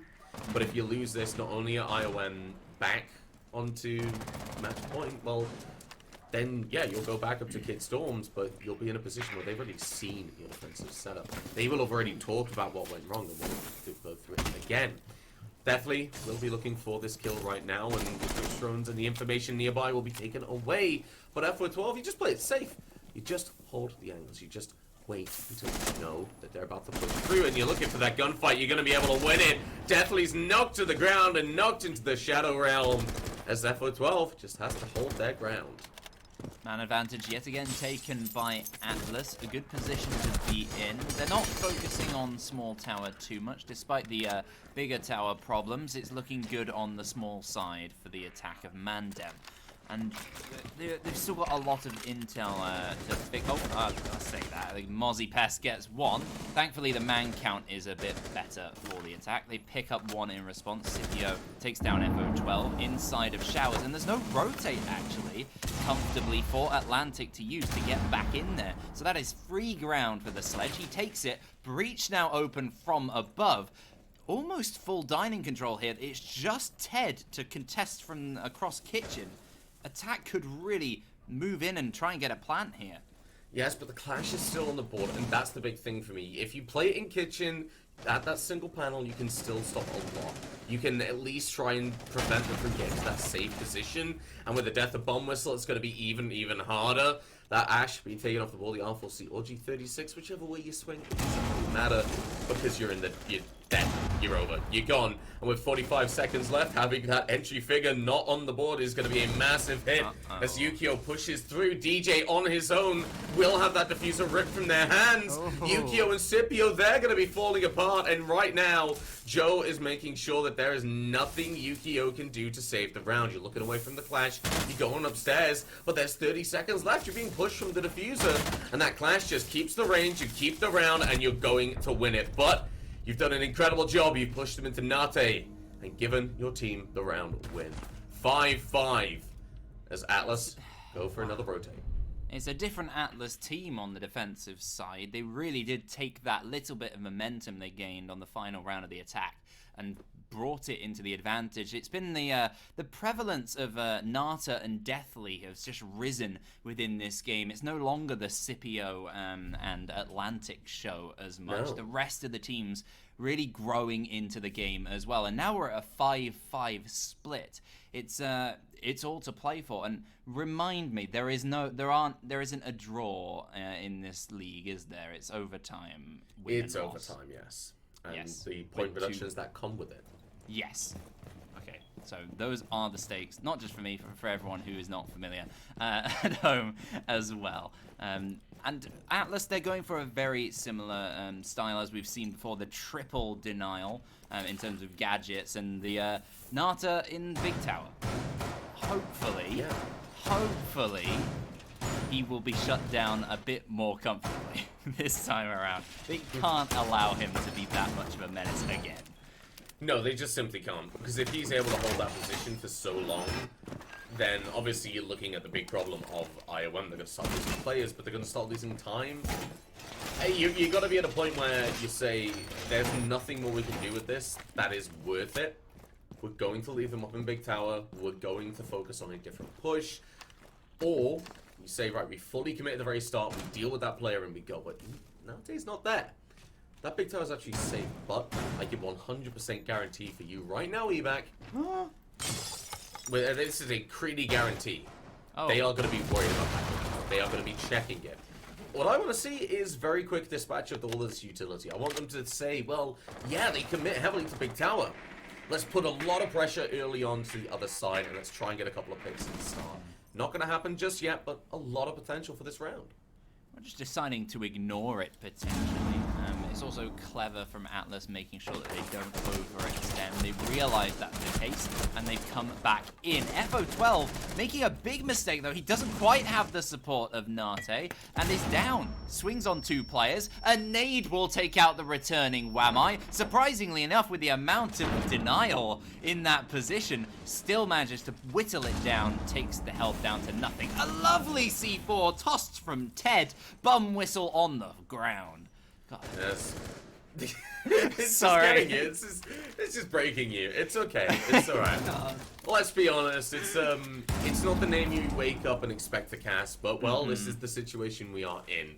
Sasachi's over towards the attic. We'll have to try and stop it definitely from pushing in. And while Atlas, it's only a one-player deficit, it feels like a lot more when you consider the amount of ground they have to cover. Sasachi's is going to be pushing around. It's going to be looking to make something happen on the C4 in pocket, which you don't have, you're just going to have to go for the flank. You're going to have to get up those armory stairs, and right now, IOM, they might be a little bit too focused on the fact that they have a real opportunity. But no, the flank watch is doing their job. Sazachi's going to be backed off just for a little bit. This definitely puts a few shots through the wall. And with the attic open, Yu-Gi-Oh covering the flank on armory stairs, they can start to look towards this push. Atlantic, though, is able to find DJ on the flank. That's the ace taken away. Habana falls as well in Atlas. They are only 2 kills away and 45 seconds from getting to match point. Scipio, though, they have to deal with you and Yu-Gi-Oh, and they walk kids. You get a really good position. You can go for a crossfire. Yu-Gi-Oh's in a horrible position alone. Will be taken down by Source Joe, and Scipio on the flank by Sasashi's gives Atlas that match point. And just to remind you, Ebac, a 4-2 split was in favor of IOM. Yeah, and it very much looked like that 5-1 as well. The final kill in the 1 versus 1 reminder that round. I said it could have been a turning point for them. That extra round can give them that bit of magic, and that 1 round added to the total gives them match point. Only 1 more, lucky or just a very well earned, whatever, they will take it. They want all 3 points to fight their way up from 7th in the table. Sounds bad, but a win will put them all the way up near the very top. And Mandem just don't look the same team right now. No, the Imperium of Mandem starting to break apart a little bit into a couple of smaller little It's motivation. It doesn't seem like. Usually, I don't really say that. It's more like they've changed their strategy or they're a bit off. But it seems that a couple of those rounds that didn't go their way, they started to lose a few defenses in a row, and then they just kind of stopped clicking as much. The rest of the team hasn't really been there. And with Yu-Gi-Oh leaving before the round starts, already a man disadvantage. This is horrible for I don't think I don't know what the rule is. Some may say heresy. Some may say heresy at this point, and the position will be set upon them. Yes, there is a rehost that can come through. Oh. Yeah, we might be seeing that. We probably are going to be seeing that because, well, you know, IOM, they've just lost a player. Oh. Atlas, they're not exactly happy with this because they're saying, well, you know, the blood is in the water and we're sharks right now. Let's go close this out. But that's not going to be the case. Ebac, we're going to have a nice 5 minutes and let's talk about this momentum, this motivation. I agree. I feel like IOM, they're starting to feel fatigued. It's been a long day and they definitely starting to feel it. The problem is, Atlas, they're picking up speed. Mm-hmm. It's that spark that they had at the very beginning of the game, and now that they're on the attack, that seems a million miles away. When we were talking about the patience and the aggression of Scipio all around the roam and all of this, it doesn't seem there. They don't even have that within their attacking moves. They're being punished for any aggression they have because it's a bit more obvious, it's a bit more standard, and the defensive side, with that ever so slight inherent advantage of turning any opportunity into a defensive victory. So it's a horrible position to be with. I imagine with the rehost, they will again attempt for a laundry site. They will have to, yeah. Ooh, that does not bode well for the attack, and their lineup hasn't changed on the attack to accommodate any of this. Not bringing the Capital, not bringing the Nomad, anything to not just directly help out with a plant or a roam clear, but also with the clash that they surely know is coming out by now. Yeah, it's been a mainstay of the Atlas defense. And while I wouldn't say it's had as much of an impact as it's been the defining factor of the round, no. But it has had a lot of strong usage. It has been used quite well. Compared to that first round, which you akin it to an Evil Eye, where the big problem was as soon as that, you know, that shield's gone, that player's dead. You might as well just be better off with an Evil Eye. No. Atlas, they've been able to use it to get the information, to slow it down, and to really just push IOM into such unwinnable situations. That's been used so well. We're going to need to see a big mental shift, I feel like. Because, let's be honest, IOM, they're bringing the right tools. They definitely know how to attack these sites. It's a map like Oregon. You have to know. But it's just, I don't feel like they're feeling the same confidence they had before because they're on the attack. They lost a number of rounds. This is where Atlas can really close things out and hopefully get that regulation win, secure those maximum 3 points that you can get for a regulation win, and pump their way up the table. I feel like a lot of it was just dealt by that single big tower round from Nate when he got that triple. They sent player after player towards his position, and even the final kill all the way through the window on the player flanking up Armory late on. He just scared them. He made them sad. I don't know what it is. They need to buck their ideas up and take this to overtime right now. Otherwise, they'll be getting a big old 0 on the table, which is not fantastic. Giving your opponent all 3, that is massive for this very tight table, and 2 play days only to correct it. Not enough, really. Yeah, IOM at the moment, they are definitely feeling like they're in the dark days now. The dark days of a certain millennium. I'm not really sure. What millennium are we in? Not important. I'm just trying to make a joke, but the moment's probably passed. But the big part is, they need something to come back to them. They need something from the warp, maybe. I don't know. All I know is that Atlas are looking strong and looking confident, and with the defense in their favor, they're looking to close it down. And they're going to want to, because not only do they get the maximum points, but if there's overtime, there's a lot more breathing room for the side of IOM, and the fact that IOM will get their chance at the defense against this. This is the crunch moment for Atlas. You win it out here, that's the best case scenario. In the okay scenario for Atlas, you get that defense first on an overtime. In the worst case scenario, you just lose it completely.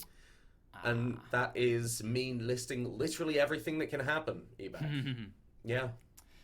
I just realized an ever so slight error. Atlas are in 9th, not 7th. It's because 7th have 9 points and 9th have 7 points.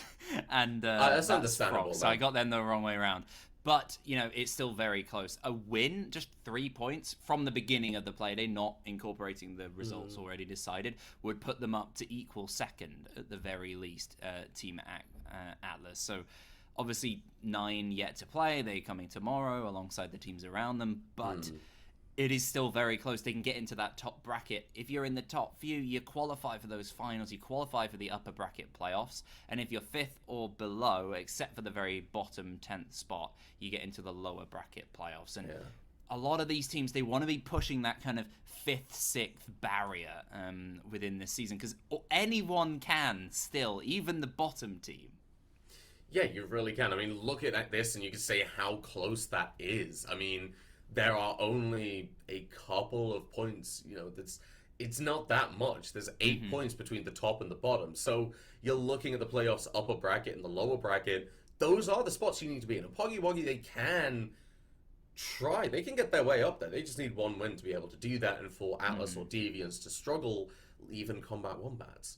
I look at this and I say, well, this is where, if you are Team Atlas, you get a win on the board, you're giving yourself a really good position, you think about the forfeits from earlier.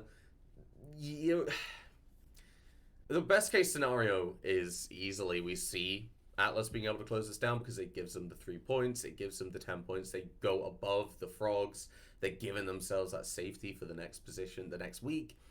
But I don't know. I mean, it's one I want to see Imperial Manda being able to bring back and living up to that position at the very top on the Golden Throne, but it's just not there at the moment. I just don't see it happening in this game.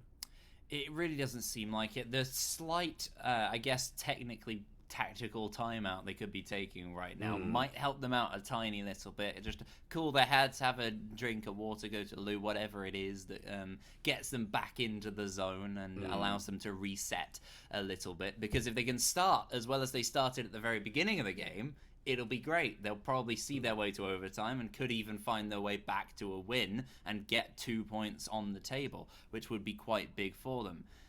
It's definitely all possible. I've got to be honest. You're looking at the other teams that are in the midway right now, and if you can forge yourself a position in that area, then it's a great spot to be in. Because you look at the teams like Triton, they have got 9 points, but I expect them to really step up. They have got a fine pedigree of players on their team, looking towards players like Matems, players like Replay, Octagon, Sardine. They are very, very strong. So I don't expect them to stay in that lower bracket position for quite long when you look at the next couple of weeks. Well, the thing is, Triton are playing 9 tomorrow. That's the thing. And those two were 2nd and 3rd before these games are decided. And a 3-point either way, or even a 2-1 split could send them both up quite a bit, which will be a real problem for teams like Atlas in particular, which is why they need to take these 3 points right now. They've done it before here on Laundry and Supply. Will they do it again? Well, it's all down to their opposition to set the pace. Yes, definitely at this moment. Right now, IOM, they have the opportunity to keep themselves sitting atop that golden throne, or they will fall to chaos, and overtime will claim them on Atlas. And like I said, I feel like Atlas in a really strong position. They can win this. They can get that position up above Man I Love Frogs. And then, obviously, they have to play 9 as well. And Triton have to play 9. It's there's so much hinging just on this one round that if Atlas don't close it down, their life is going to be so significantly harder. But if they can get it, eBack, they're going to have a really good time when it comes towards the next couple of rounds. I am hearing from the Noah clock. Ding dong. The harbinger of doom action. at this point. It does signal the start of this final round of regulation, and quite possibly the end of IOM's hopes of a regulation win at the very least. Yeah, if they can manage to find their way back in, the 2 points, whatever it is, it could extend their lead in the table, guarantee a really good top place finish. That's what they want. They've done so much hard work throughout this season already, and this is it's an easier chance to make sure that they can get it. It's only the one round to guarantee a point. It won't be much easier than this to get 1 point, but their opposition are going to make it as difficult for them as possible. Lots of C4s offered, and on previous rounds, very few roamers had been taken out on these attacks of the basement, which means that if they do stay alive, as per the current trend, it's going to be a horrible, explosive battle near the end of the round. Yeah, I feel like the roam game has been so standout for the side of Atlas at the moment that this clash is not going to be the first kind of line of defense Atlas bring.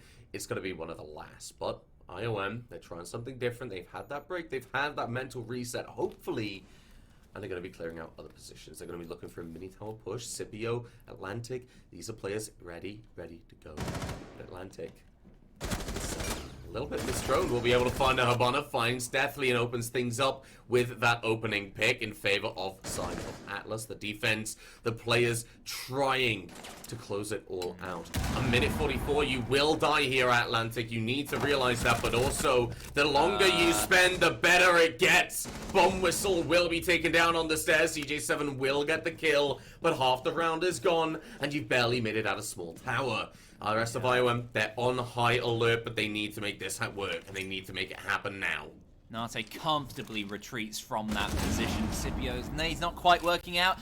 It's the ARX. Nate sticks his head out, finds another pick. 2 men remain for Mandem. A horrible position to be in. The clash now coming even more into play. She's facing off against the 2 Laundry players, and they run. They cower in fear. We need a different plan. What is it? Very little. They don't have much utility to offer, and they don't have the support of any sort of split push. Yes, the hatches aren't open, neither meeting or security. You can run around to them, you can go around, but you're making noise that the defense can hear, and while you will open this hatch, do you go there?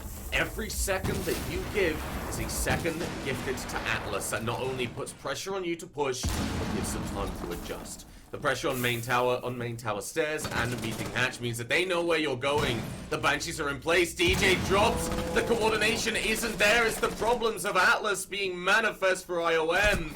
And it's all down to Yukio on the main stairs. The C4 goes off. It doesn't find a kill, but it doesn't need to. No diffuser, no picks, and pretty much no hope. The drop will come through, and Sasachi's will end the round. Atlas, a 4-2 split against them. And now a 7-5 victory.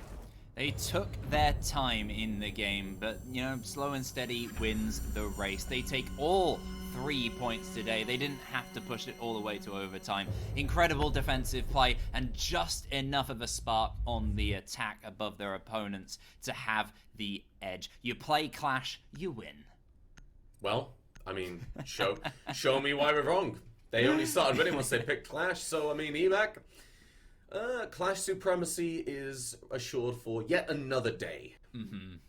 I mean, it's a pretty good record to set here. Well, I'll be saying that, I'm sure, a lot in the future here. Badass All-Stars.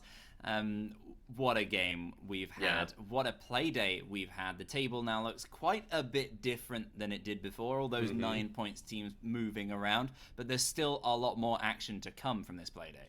Yes, there is. Tomorrow we still have a couple of games coming up to finish off our week. I believe Combat Wombats and Team 9 will also be playing alongside Triton. And I'm remembering the Deviants. But that is going to be tomorrow at the same time tomorrow on this channel. And eBack, it's been a very fun time. I feel like, man, I love Frogs. I feel like they should have had a couple more rounds on the board. But that last game, definitely deserving of an Atlas win. IOM, they start to slow down, they start to struggle, and it was evident, and Atlas took control. But the one thing that is taking control is the fact that we do have to end the stream, eBack. It's been a lot of fun, and how's your Bull debut been? Yeah, it was a good bit of fun. I enjoyed myself. We probably enjoyed ourselves a little bit too much, especially on Clubhouse. Fine. But oh well. Let's get those capital letters back and wish you a very good night in dramatic fashion. Capital GN for all of you at home. I'll see you in the next one.